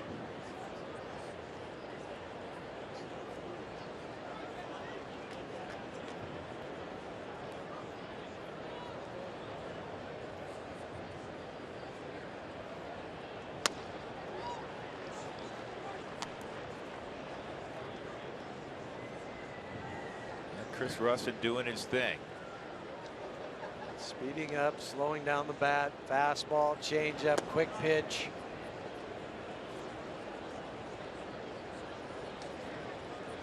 Carson Kelly was drafted as a third baseman. Guy who had a lot of pop, and then in pro ball they converted him. There's a base hit. Well, they had Carson Kelly, Stephen Piscotty. Both those guys were also third basemen, so they're competing there. They decided to put Piscotty in the outfield and Carson behind the plate. They were drafted at the same time.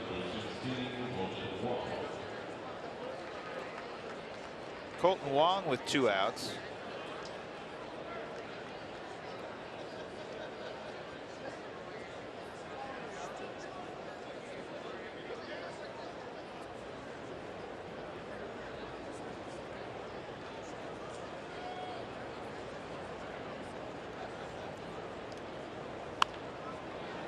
Wong fouls that off, 0-1.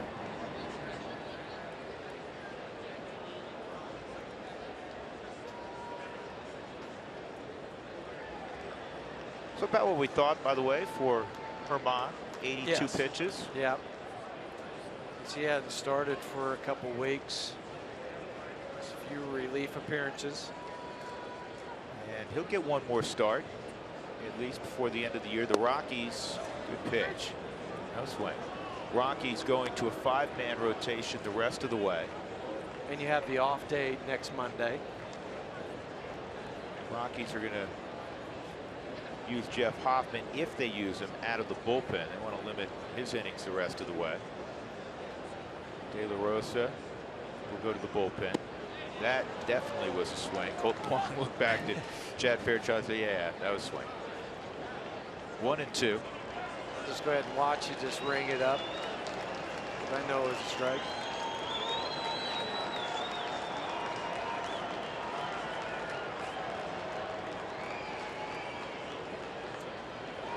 Got him badly.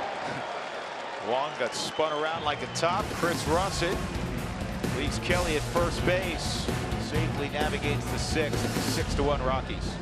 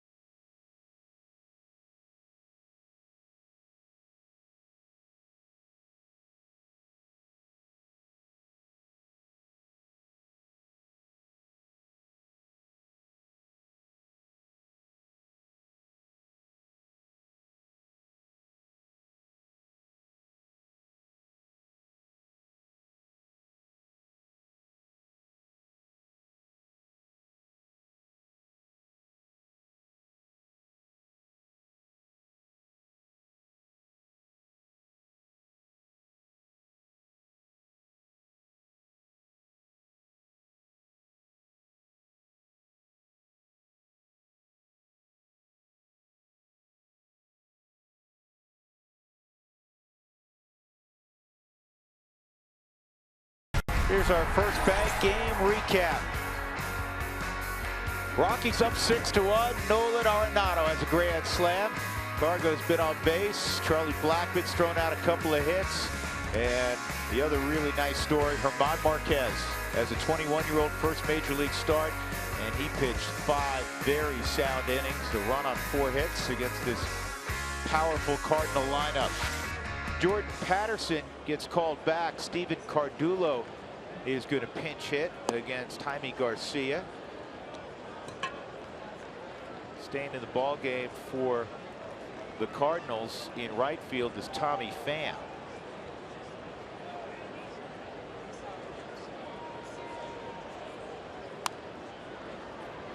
We saw it last half inning with the Cardinals where they pinched hit Pham for Hazelbaker, and now Steven for Jordan Patterson. And Jordan, if you missed it in the second inning, solid single to center, his first major league knock. Center field, an opportunity for Grichuk. He makes the catch, 1 out. That'll bring up Daniel Descalso. So for Jordan, He'll be sitting on the bench now as just a happy observer. Rockies are up 6-1. He got his base hit, first major league hit. Now he could just kind of soak it all in.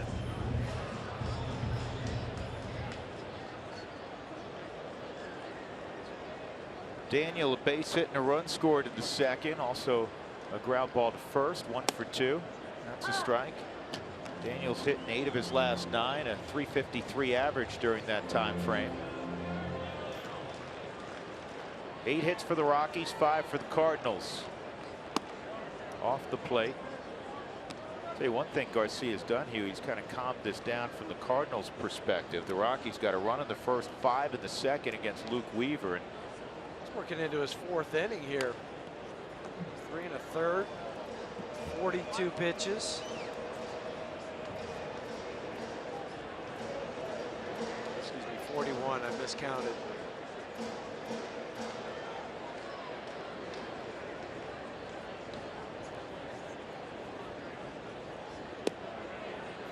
And that curveball was right there. That's a good pitch. 2 gone, and that'll bring up Chris Russet. 4th strikeout for Jaime Garcia. UC Health is tracking the number of walks and the distance the Rockies earn throughout the year. Start tracking your own steps today to get fit. So far this year, the Rockies have walked 480 times. That's 43,200 feet. It's a long walk. Russet fouls that pitch back. Last year, Chris started a fair amount. This year, more work out of the bullpen with the young pitchers coming up, the nice depth the Rockies have in the rotation. So Chris is getting fewer opportunities to do something he loves. That's swing the bat. Remember, I think it was just last year he hit a home run off of Carlos Martinez in St. Louis down the right field line for his first and only last year. Rustin had a couple complete games here last season.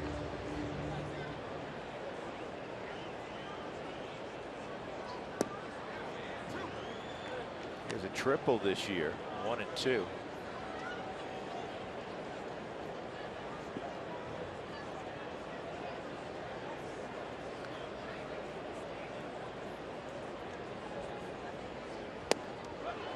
Garcia's tough, and Garcia's pitched well.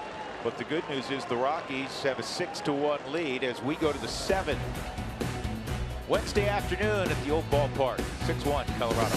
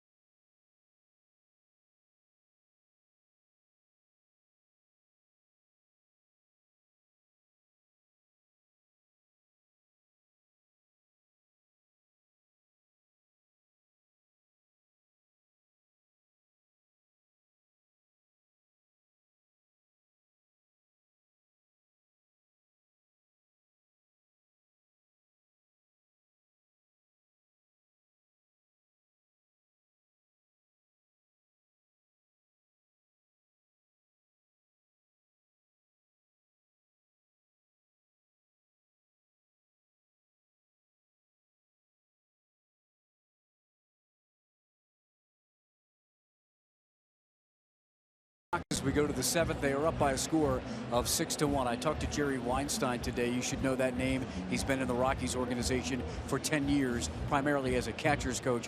He is the manager of Team Israel. The WBC returns for a 4th time next year. The final qualifying is this weekend in Brooklyn, New York. It's Team Israel, it's Great Britain, it's Brazil, it's Pakistan. They'll begin playing tomorrow. He was heading to the home of the Brooklyn Cyclones this afternoon for a workout with his team. Brazil, by the way, is managed by Barry Larkin, and LaTroy Hawkins is on that staff along with Steve Finley. Trevor Hoffman is on the staff of Great Britain in the bullpen. I can't give you anything about Team Pakistan, but this is the final teams that will get into the WBC 1 after this weekend. And on Team Israel, people like Ike Davis, Jason Marquis, and Adam Ottavino told me that he got a guy by the name of Alan Katz, a friend of his from Manhasset, Long Island, who was a 27th round pick of the White Sox. He called up Jerry and said, you could use this guy. Jerry told me today, doesn't have a lot of control, but he's got nasty stuff coming out of his bullpen. So the WBC, we're thinking about it this weekend in Brooklyn, guys. Well, you know what?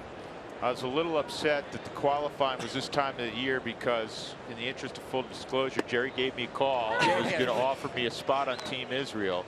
And I said, Jerry, I got to finish the season. That's cruel and unusual. Come on. Right. Can't believe you went there. I did. Hey, you know who else is playing this weekend for Great Britain? Jordan Serena. Is that right? Yep. Jordan Serena, who went to Chaparral High School, then, Columbia University. Yeah, and is in the Angels organization. Good. Yeah, he's with Great Britain, so he's in Brooklyn this weekend. Good player, good athlete. Yeah. Well, good for him. You know, I'm trying to think, did he play or I think he managed a few years ago. Green managed the, or did he play Team Israel? I'm trying to remember. In the last WBC. Oh, Sean Green. Sean Green. We just saw Sean in Los Angeles last time we were out there. They had an old timers day. Well, he looks like he could still play. Yeah, Sean's taking good care of himself. 2 balls, 2 strikes. Pinch hitter is Martinez. Inside. I'll tell you a quick story with Martinez pinch hitting. Who's 1 for 3 pinch hitting, by the way. His father, Carlos Martinez, played for a while in the big leagues. And this ball's a flare to shallow left, and Rondell Tapia, who just came in defensively, he's going to have to field it on a hop. Well, his dad played for a while in the big leagues, and unfortunately he lost his father in '06. But he was probably most famous, his dad was, for hitting that deep drive to right field against, I believe it was the A's at the time. Was Coach Canseco with the A's when the ball hit off his head and bounced over the wall for a home run? That was the Texas Rangers. He was with the Rangers. Yeah, so I played against his dad. Okay. And I was with the Rangers at that time when that ball went off of Canseco's head in Cleveland. It was his dad who hit that ball, and Jose, Carlos Martinez. And Jose came into the dugout and tried to say that it went off his glove. It's like, come on, dude, with all the cameras, no way. Let's go. Yeah, that's not going to work. Matt Carpenter at the plate, 0-1 count. Rockies up 6-1.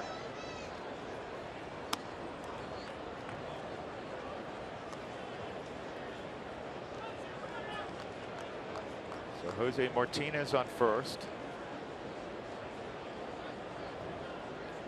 Jose built just like his dad, too. Big, tall, lanky guy.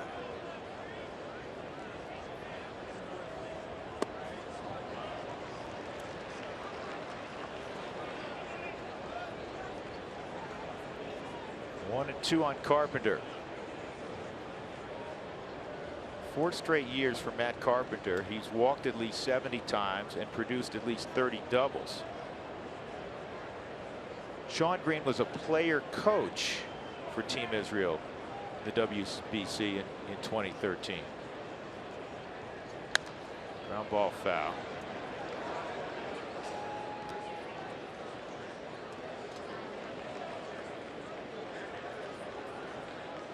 Gabe Kapler played in 2013. Another guy who managed for a year, then went back and played in the big leagues. How about that? He was managing the minor leagues for Boston. Yeah, and decided, and then he said, you know what, I can still play better than these guys. Yeah, plus the pay is a lot better. Yeah, and now he's in the front office with the Dodgers. Who is not employed by the Dodgers, by the way? 1-2, and this is popped up and out of play. They have a lot of special assistants and assistants. Speaking of assistants, I want to give a shout out to your oldest son, Kyle Houston, who interns for us, and it's a paid internship, and finally he's earning his keep. He has sent us 2 very valuable notes today. I have to sift through the sarcasm to find them, but right. Good for Kyle. Earning his keep on the couch as he watches the game today. About time.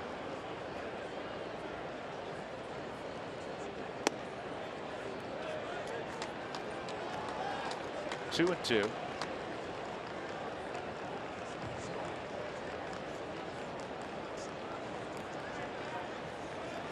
Yeah, Mark was talking about Jerry Weinstein, who's with the Rockies for a long time. He is follow him on Twitter, because if you have a kid, doesn't matter what they play, if they're a baseball player, good pitch by Russell.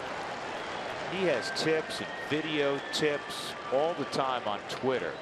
He is a baseball lifer. Legend in Sacramento. Yeah, it's just the wealth of knowledge you gain just being around this game, listening to other people, the tidbits that you pick up. And then for Jerry, able to pass them on to the youth of America.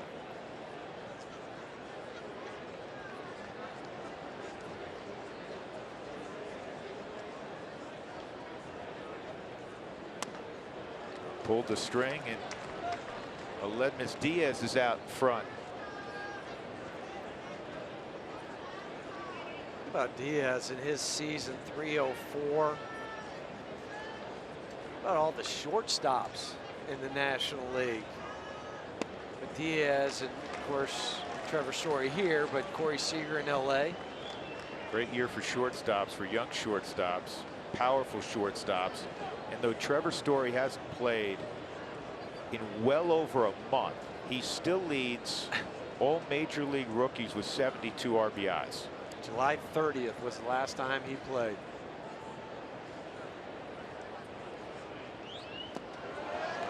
Chris Russin with his 4th strikeout. 2 outs. That'll bring up Jed Jerko. Well, Juke, because I've been there with you, this next one you can be a part of. Right. You can become a Colorado Rocky. You can sign up for fantasy camp right now. It's taking place at Salt River Fields at Talkie Stick. January 31st through February 4th. You can visit Rockies.com/fantasy camp for details. And that's part of the reason why I said, you know, when Jerry called you, what I thought you would be best at for Team Israel. You know, it's all right. Okay, fair enough. That's all. You've basically cut me from Team Israel and moved me. You think where I belong, where I'm better suited. Fantasy camp. Okay. Now you do throw some mean BP. I'm gonna. Okay, you do throw a great BP. Thank you. I'm gonna keep that chip on that DJ LeMahieu chip on my shoulder for late January down in fantasy camp. And we were talking about it yesterday, and Steve Foster, one of our buddies from fantasy camp, he's a regular, and a couple other people gave us a shout out. They're already working out. I know. Getting ready for fantasy camp 2017. 2-0 on Jerko. I walked by yesterday coming from the pregame set and walked by right down the right field line on the main concourse. He had a booth set up for fantasy camp. Lou was there. Was Lou there? Full uni. Lou wears the fantasy, and they're real uniforms, folks. It's not like they're not knockoffs or something like that. You're getting 2 full unis. Lou. There's Lou. Lou wears those like pajamas, man. I haven't seen Lou in the offseason when he doesn't have his Rocky uni on. He wanted to charge the mound and get that high pitch up and in. Yeah, there you go. He was mad at you because he kind of blew, he just kind of blew you off there, I thought. He did, but I just wanted to say, hey, great game, Lou. Said I got to get ready for double dip. I don't have time right now. I got to stretch again. I did not call for that pitch up and in, by the way, on Lou. I was managing with Josh Fogg on the other side. We did not call for that pitch. There was. It got a little chippy after that. It did. The umpire stepped in and kept it under control. Bat goes flying, ball's fouled off, and it's 3-2 on Jerko.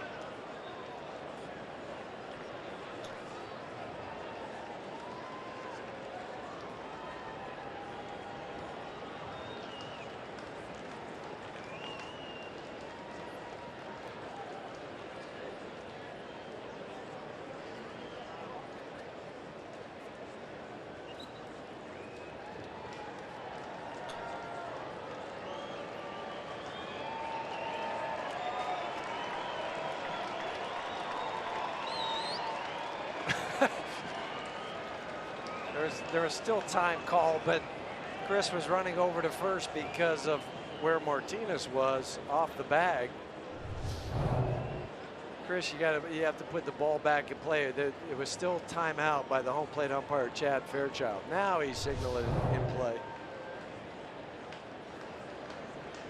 3-2, strike 3 on Jerko. Boy, has Chris Russell been good.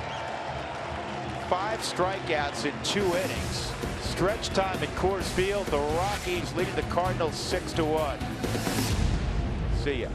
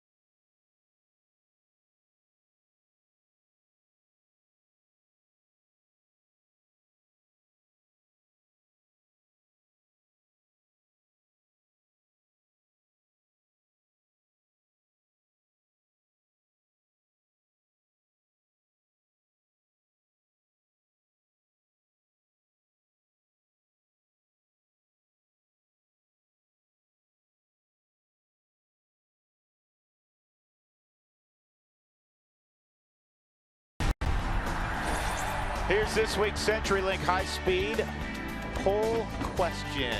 In their 23 full seasons, how many times have the Rockies had a hitter in the top 5 in the National League batting race?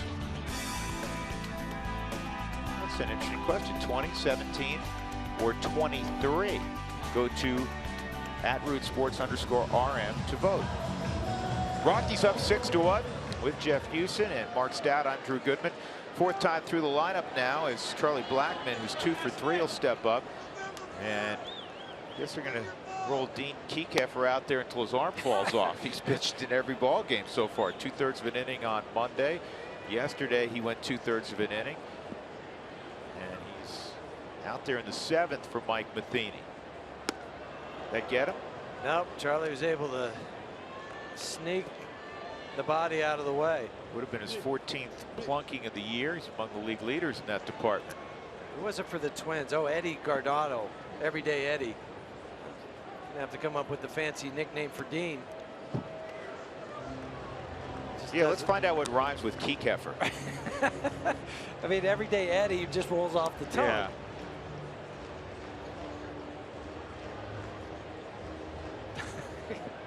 I'm at a loss again. You could hear the gears working. Grinding hard. Yeah. Can't do They also once again came to a grinding halt. A lot of WD-40. Yeah, 3-1 on Blackman. 2 runs scored today as well. And that's a base hit. In fact, it's going to be 2. Charlie into second with a double. His 32nd double of the year. It's a 3-hit ball game. Blackman came into the affair hitting .320. Now he's up to .323 after this base hit. Well, when a guy's going to drop down on you, you have to think, I've got to stay inside. I can't bail too much. And because of that, Charlie takes that inside-out approach. And immediately, when this ball's down, he knows second base is his. And possibly third if they don't cut it off. But they did. So 32 doubles for Charlie. It's also his 18th 3-hit game of the year. DJ has 23 hit games. He had a base hit his last time up. He also has a sac fly, and he was robbed of at least a double by Randall Grichuk at deep center field in the 2nd inning.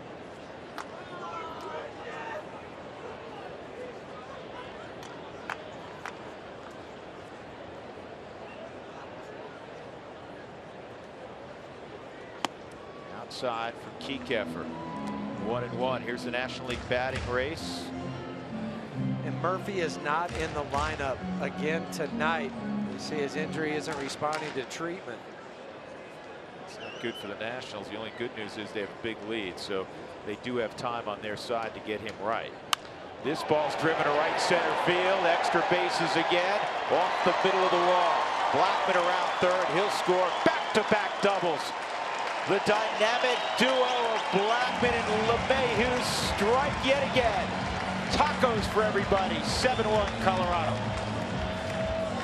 Charlie scoring for the 3rd time today. DJ doubling again for his 32nd double this season. And an RBI. You know, with the runner at second, you got to hit the ball to the right side, playing right into DJ's hand. And he just doesn't do it with the soft single. He does it with a ringing double off the fence. Hitting .351 now is DJ. Here's Cargo single, a walk, and had a hit taken away on a good play by Colton Wong. That's inside. A reminder again, everybody gets tacos tomorrow. The Rockies have hit the magic number of 7, so do not forget to go to your participating Taco Bell locations tomorrow between 4 and 6 to get your Rockies taco special at Moss at Taco Bell. Here's the 1-0. Big swing and a miss. 1 ball, 1 strike. So Charlie has moved his average, as we were discussing, up to .323. He came into the ball game tied for 3rd best batting average in the league with Joey Votto. Votto and the Reds are at Wrigley Field tonight. So right now Charlie by himself at 3rd. That's a strike. LeMahieu leading at .351. And then Murphy, as we just showed you, he's at .347. And then Blackman.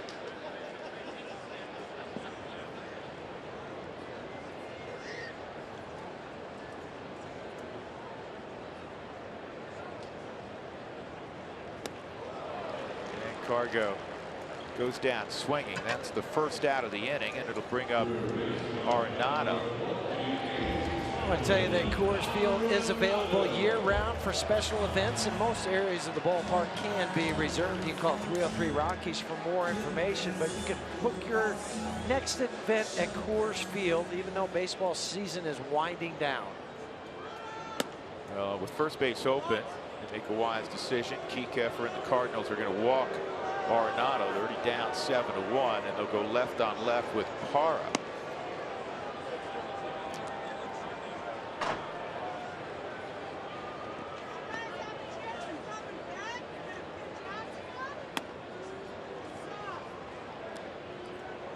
Because right-handers are hitting .333 off of Dean. Lefties .176.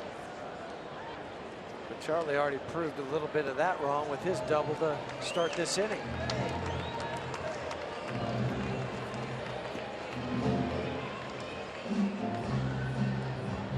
comes the Venezuelan native Gerardo Parra. Fly ball to center, fly ball to left, and a fly ball to kind of a humpback line drive to right that Jeremy Hazelbaker at the time made a nice catch on around his ankles. 2 on and 1 out.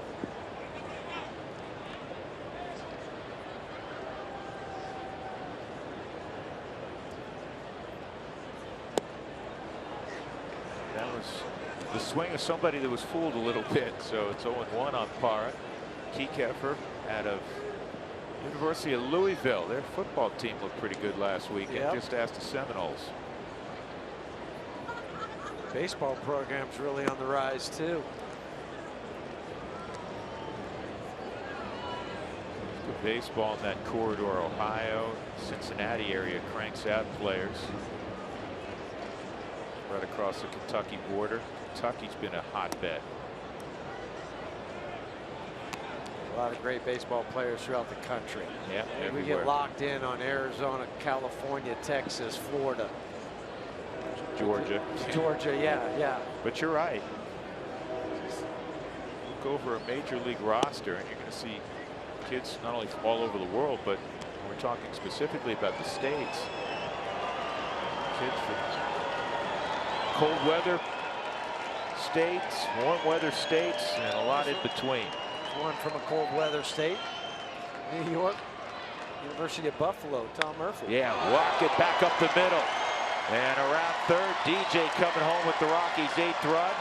Going first to third is Arenado. Gerardo Parra coming through behind in the count. Parra with his 38th RBI.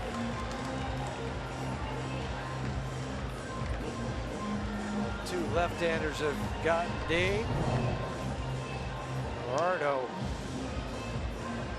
gets it by Kiekefer up the middle, scoring DJ, and then Nolan going to third. That'll be it for Dean as Mike Matheny makes his way to the mound. 3 hits and an intentional walk. Rockies up 8-1.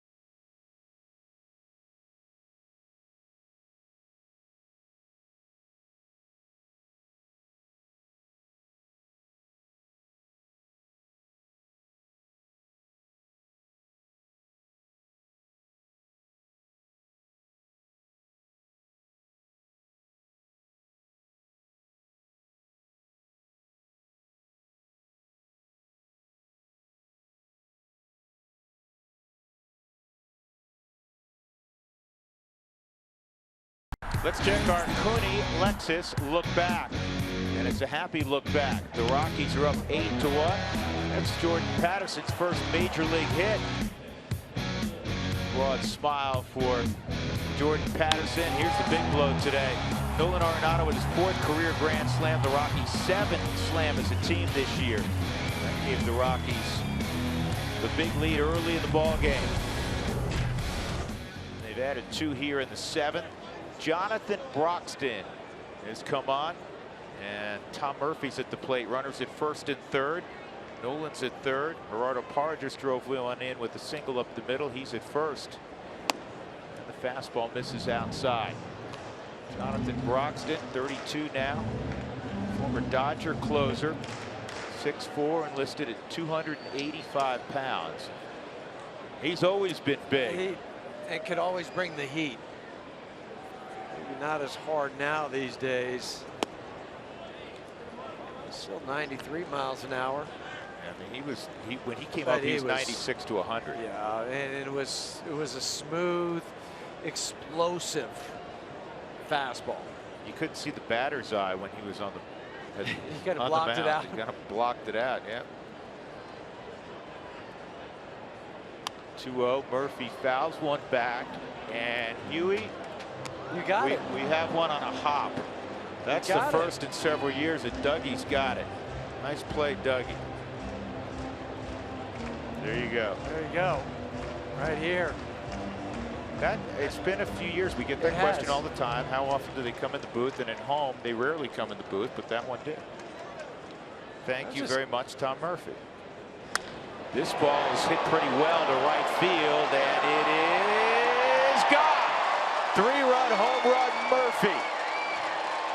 And now it is officially a blowout. His 5th home run already. All here in the month of September for Tom Murphy. This is how this game can change with one swing of the bat. Tom had the hat trick prior to this at bat. 3 swinging strikeouts. And now goes down and gets it, a pitch away from him, hits it off the top of the auxiliary scoreboard. His 5th home run, his 11th RBI. Now 11-1 Rockies. Think of his home runs on this homestand. 1 to left, 1 to extreme right center field, more or less center, and then 1 to right. The only other catcher that the Rockies have had, unless I'm missing somebody, Chris Iannetta was strong. Chris Iannetta was really strong. The only other catcher that had his power was probably Willeen Rosario. Maybe Charles Johnson. You know what? In fairness, you're right. Charles Johnson did have a lot of power. Murphy's some kind of strong. You know, it was great the other day, and I checked with Tom. I said, "Is this your mom?" And it was. His mom had tweeted out that Tom, in the aftermath of that great game he had, 2 home runs, 5 RBIs, and catching John Gray's gem, 16 strikeouts, 4-hit complete game shutout. Tapia hits this in the air to left. That Tom would, without question, be happier for John than himself. And that's what he said. And you can tell when a guy's just trying to say the right thing. You can tell Tom Murphy was happier for John Gray and participating in that. In that he's catching him and he's involved with every pitch. He was more thrilled for John Gray than he was for himself, and he had a great day, man. 2 home runs, 5 ribbies. And good for him to not just say that, but actually believe it, because that's what a catcher has to do. I mean, his first and foremost priority is handling that pitching staff. And for him to go out there and be happy for John in the 16 strikeouts when a day when you hit 2 home runs and had 5 RBIs. This ball's pretty well hit by Descalso to left. Going back's Moss, and he reaches up and makes the catch. Descalso, another Rocky who's locked in. Murphy, a 3-run Jackie, now has 8 home runs in 64 major league at-bats, including his work last year. 11-1 Colorado.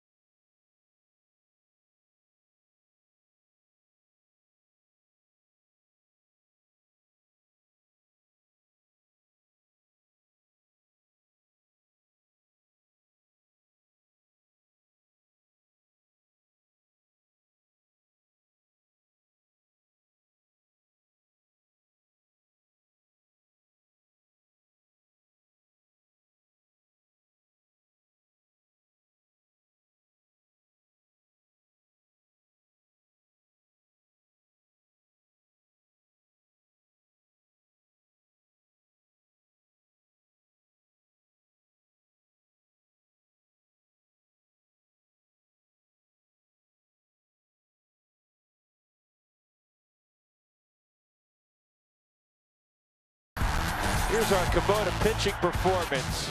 It was the first big league start for 21-year-old German Marquez, and he gets an A+. 5 innings, a run on 4 hits, struck out 3, walked just 1. Not the Eastern League anymore, but you know what? For German, he made it look like the Eastern League. He had a great curveball today. He did that against a Cardinal team pursuing a postseason berth. They lead the National League in home runs, but he tamed them in 5 innings. And 2 great innings, by the way, from Chris Russin. Russin struck out 5 in his 2 innings. And now it'll be Jordan Lyles in the 8th. Pat Valleca's in the ball game for Nolan at 3rd.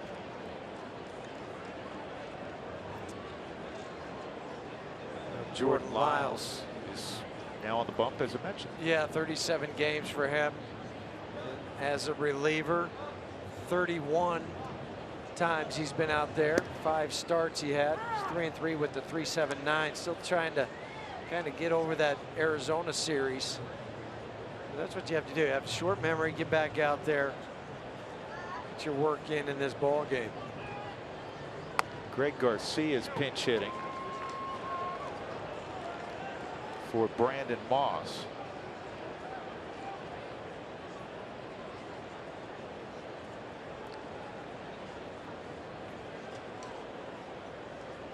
Here's the 0-2, and that's 3 strikes. That's all you get. 1 out. Well, Live Rockies baseball is still here with MLB.com. About on your smartphone or tablet, you can stay connected with live stats, news, and more. Randall Grichuk is getting called back.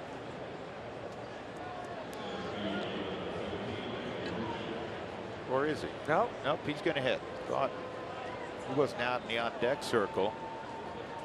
And then just walked out of the up the tunnel and up the steps. So I thought for a moment they were going to give some of their regulars the rest of the day off, but Grichuk will hit. He's 0 for 3. And they have a day off tomorrow. They'll travel to Chicago after the game, but day off in Chi-Town before they start the 3-game set against the Cubs.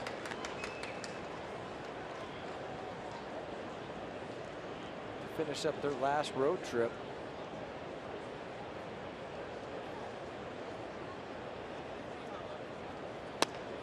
That's in a great spot. Pitch from Jordan Lyles. It's 0-2 on Grichuk. He's been up and down twice this year.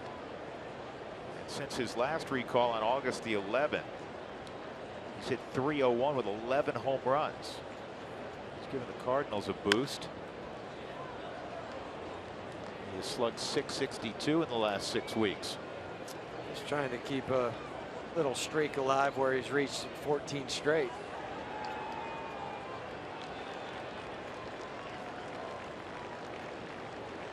Rockies took control earlier. Run in the first, 5 in the second. Again, highlighted by the Arenado grand slam. That's a base hit.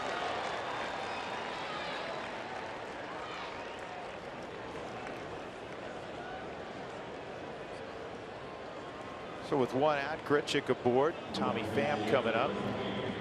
The day after every Rockies win, get 50% off your online order at Papa John's. Use the promo code ROCKSWIN at papajohns.com.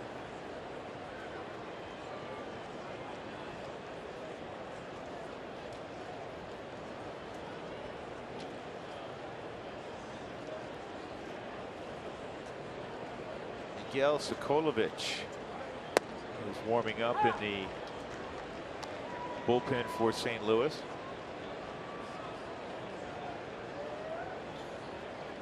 There's Miguel.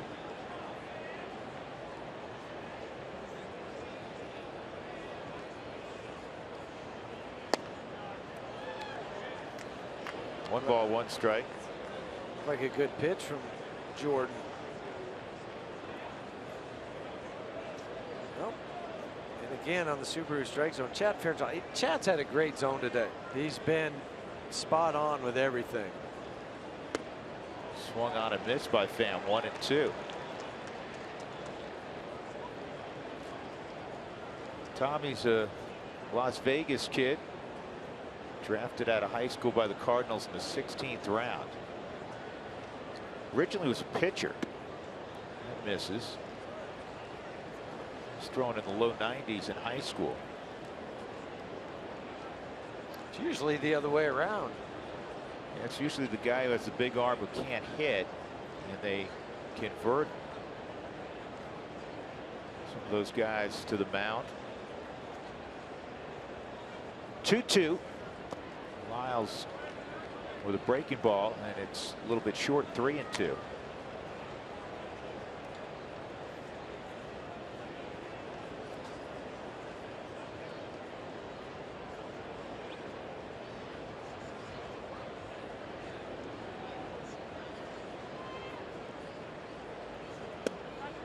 Strike 3 on the inside corner. So Lyles with his second strikeout.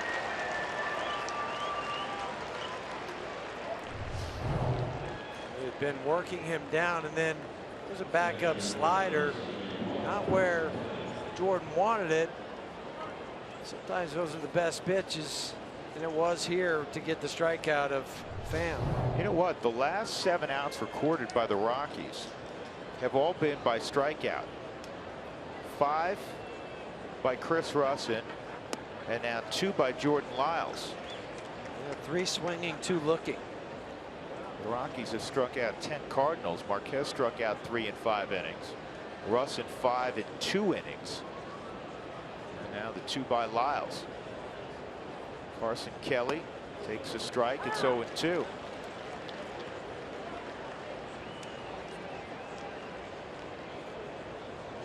Rockies 3-2 on this homestand. They're 4 outs away from making it a 4-2 homestand. And a swinging strikeout, so that's 8 straight outs recorded by a strikeout. Good inning from Jordan Lyles.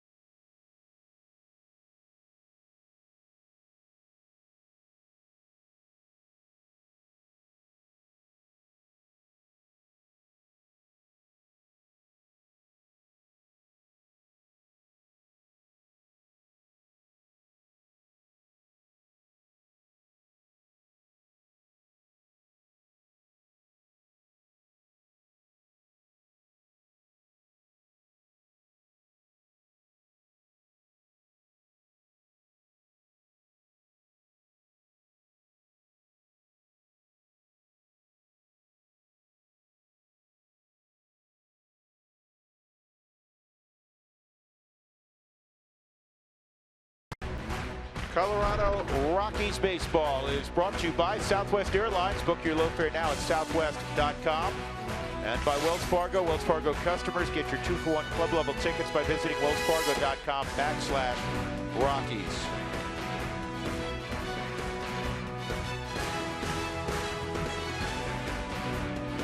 Rockies enjoying an 11-1 lead as we go to the bottom of the 8th inning.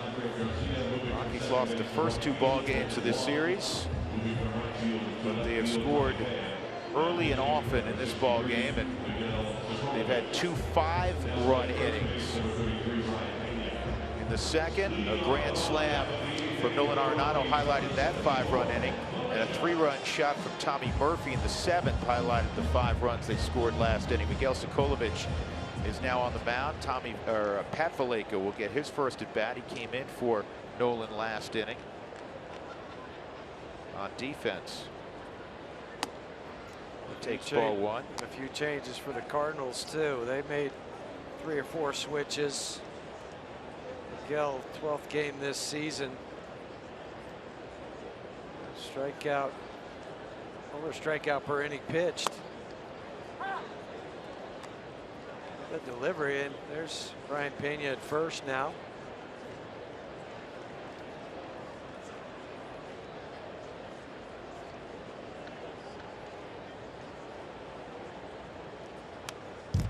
Once fouled off by Valleca, 1-2.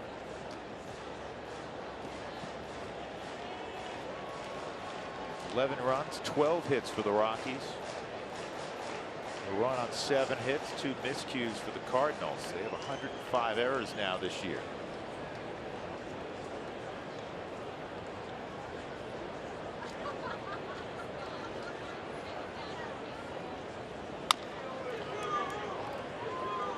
New second baseman, that's Greg Garcia, 1 out.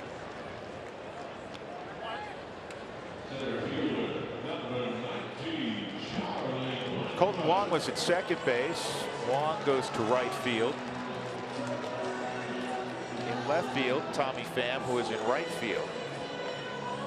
And Huey mentioned at first base is longtime big league catcher Brian Pena.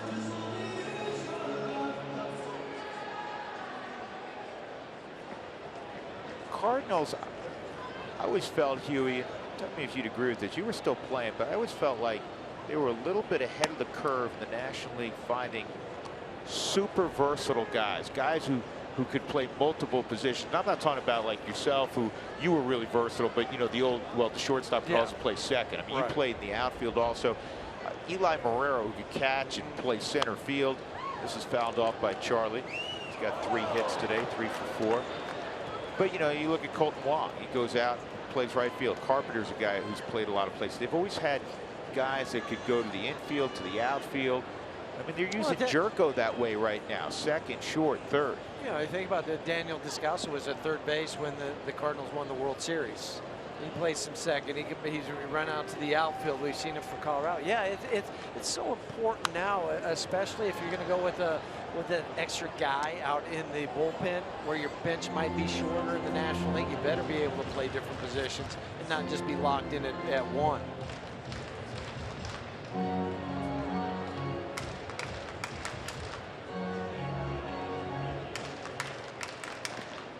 Sometimes you get forced into having to be versatile. Gerardo Parra is a really good athlete.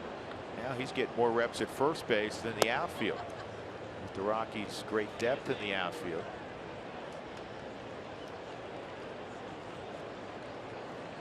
Well, injuries will dictate that. Sure. Mark Reynolds going down for the rest of the year. But in the National League especially, you have to have a versatile roster.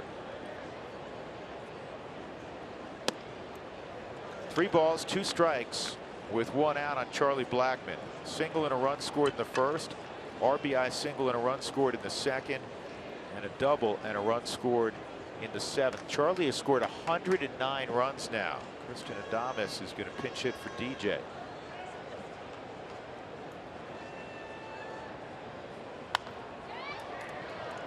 And they're going to get him out this time.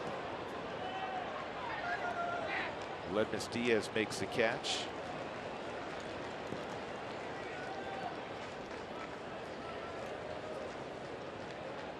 So DJ's going to end his afternoon at 351. Sac fly for DJ, and then a single and a double and a run batted in. And the only time they got him out, he hit one about 415 feet that was run down by Randall Grichuk.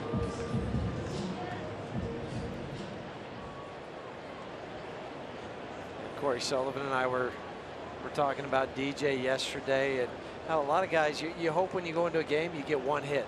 I just want to make sure I get my 1 to hit a day, keep the doctor away, as the saying goes. But for DJ, it's almost like if he doesn't get 2, it's an off day. It has been. You're right. Corey Dickerson, I think, had a great mindset for the game. I remember him saying to me that his whole focus that day, each day, is to try to do 1 positive thing that helps his club win a ball game. maybe it's making a nice catch in the outfield. I mean, he simplified it even more. Maybe it's a walk. What one positive that he could draw upon to take into the next day, because you're not going to get a hit every day. No, you're not. But it seems like for DJ, there's 3 or 4 positives a game. But I like that. I like that theory that, you know, because your swing might not be there every day, or the pitcher's going to do something to you. But can I influence it maybe on the base pass? Can I do it defensively? Some one thing that you can go, okay, you know what? So when I lay my head down on the pillow at night, I say, okay, I didn't like what happened there, but this is one positive I can take from tonight. Sure. So you put all your stock in the hitting basket, you can have a lot of sleepless nights. That's a bullet at Pena. He makes the catch, and we go to the 9th inning. The Rockies looking for 3 more outs. They're comfortably in front, 11-1.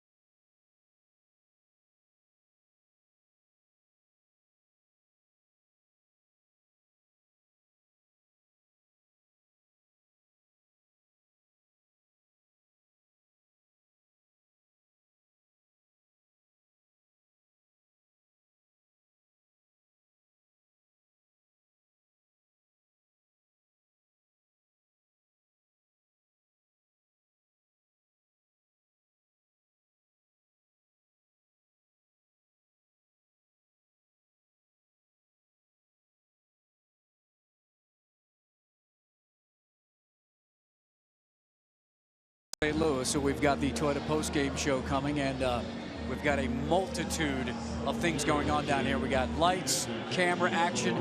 Corey Sullivan's going to join me for the post-game show. He's the action part. We got Johnny Brighton here. Alex was really concerned about whether this is actually going to be able to happen. Russ, I don't think he cares at all. Ringo's still here, might use the RF camera, and Bo's been here since day one. Bo's been here since day one of the Rockies coming into existence, so we will get it done. We will get it done, Drew and Huey. I know you'll get it done. We have complete faith. You got confidence? We have confidence in you. Yeah. The guy behind you. That guy? I got confidence in him. I'm not sure what inning he even showed up in, but Tell him he'll be ready to go. Tell him the score so he's prepared. Hey, Corey, 11-1 Rockies lead. He's good. He's good? He's got something to say. He's always got something to say. Oh, listen, absolutely. He wakes up speaking. Yeah. All right, sounds good. We'll check in with Mark and Corey in a couple of minutes, right after Matt Carasetti sets down St. Louis in the 9th. Well, he set him down last night, an inning and 1 strikeout. Going to get a pinch hitter for Wong. It's going to be Alberto Rosario. And Rosario hits it on the ground apart. Nice play by Gerardo. He's getting more comfortable over there. A little more reps will lead you to be more comfortable. Not an easy position to pick up on the fly. You're going to have some mistakes, but Gerardo dives from the seat of his pants. Strike to Matt. 1 pitch, 1 out. Now Matt Adams is going to pinch hit. Hopefully Carasetti got some much needed confidence after throwing last night a 1-2-3 inning. Gets a swing and a miss on a 95-mile-an-hour fastball. You know, I'll stand by what I've said, you've said, Spilly said about this kid. It's been a rough start to his big league career, but the stuff is definitely there. No doubt about that. And he'll have something to take home this offseason, where he's had enough time to pitch and also to observe one thing he's going to tell himself, I'm sure, is I've got to pitch ahead more. I've got to command my fastball better to get to the forkball. I mean, it's pitching 101, but it doesn't matter, you know, what you've done sometimes until you experience it, to know deep in your mind that that's what I have to do.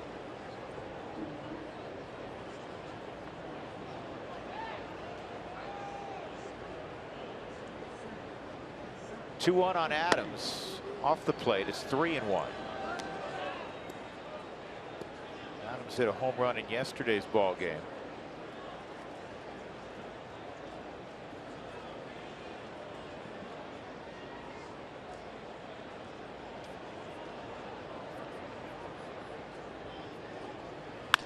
This ball's pretty well hit to center field. Really well hit, I guess. It's over the head of Blackman.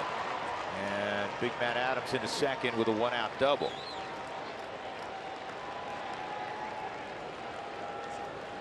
That was some big boy strength from Matt Adams.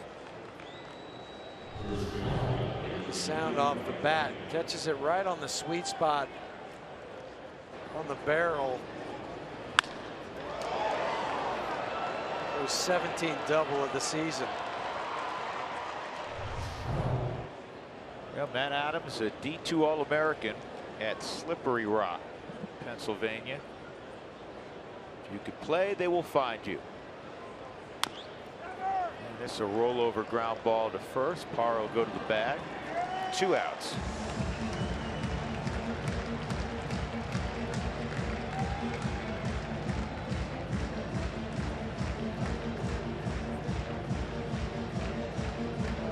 So Payne is retired.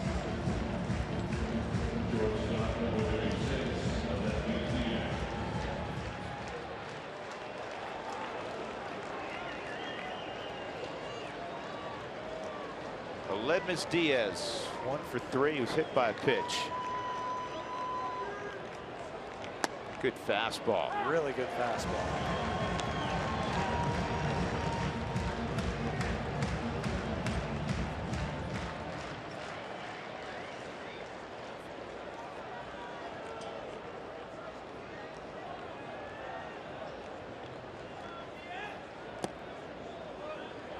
Slider misses. Ball and a strike. Now this is going to snap the Cardinals' 4-game winning streak. And it will please the followers of the Giants and the Mets to no end. Mike Matheny's team a day off in Chicago. They'll get ready for a weekend set against the Cubs. Well, and for the Mets, as you mentioned, and also the Giants, they play tonight. So before they even, or they're taking batting practice, at least on the East Coast right now, not for a little bit on the West Coast where the Giants are in LA, but they know what's happened. They know what they have to do going into the game. Two one on Diaz. 3-1. Murphy indicating with his body language to Carassetti, keep that front shoulder closed. Kind of flew open and pulled his last 2 deliveries way off the plate. Wherever that glove goes, that's where the ball is going to go. So you pull the glove to the left side, that's where the ball will go. This is hit really high. Tough play. Out at first base. Nice job, Matt Carassetti. And that's the ball game. The Rockies take the closing game of the season series against the Cardinals 11-1. And German Marquez gets the victory, his first major league victory and his first major league start. That's played by Carassetti. Looked like a shortstop from Matt, where the ball is high in there and then a quick transfer and throw to get Diaz by a half a step. Here's our Jimmy John's delivery of the game. Well, in the second inning, a 4-pitch walk to Cargo loaded the bases. Nolan came up, and the very first pitch he saw from Luke Weaver, he lined over the wall in left field for his 4th career grand slam, first of the year. And for Nolan, he now has 39 home runs, 128 ribbies. The Rockies were on their way. That's our Jimmy John's delivery of the game. Again, the Rockies win it tonight 11-1 or this afternoon. And Germán Marquez gets his first big league victory. Off to Los Angeles, off to our postgame show next.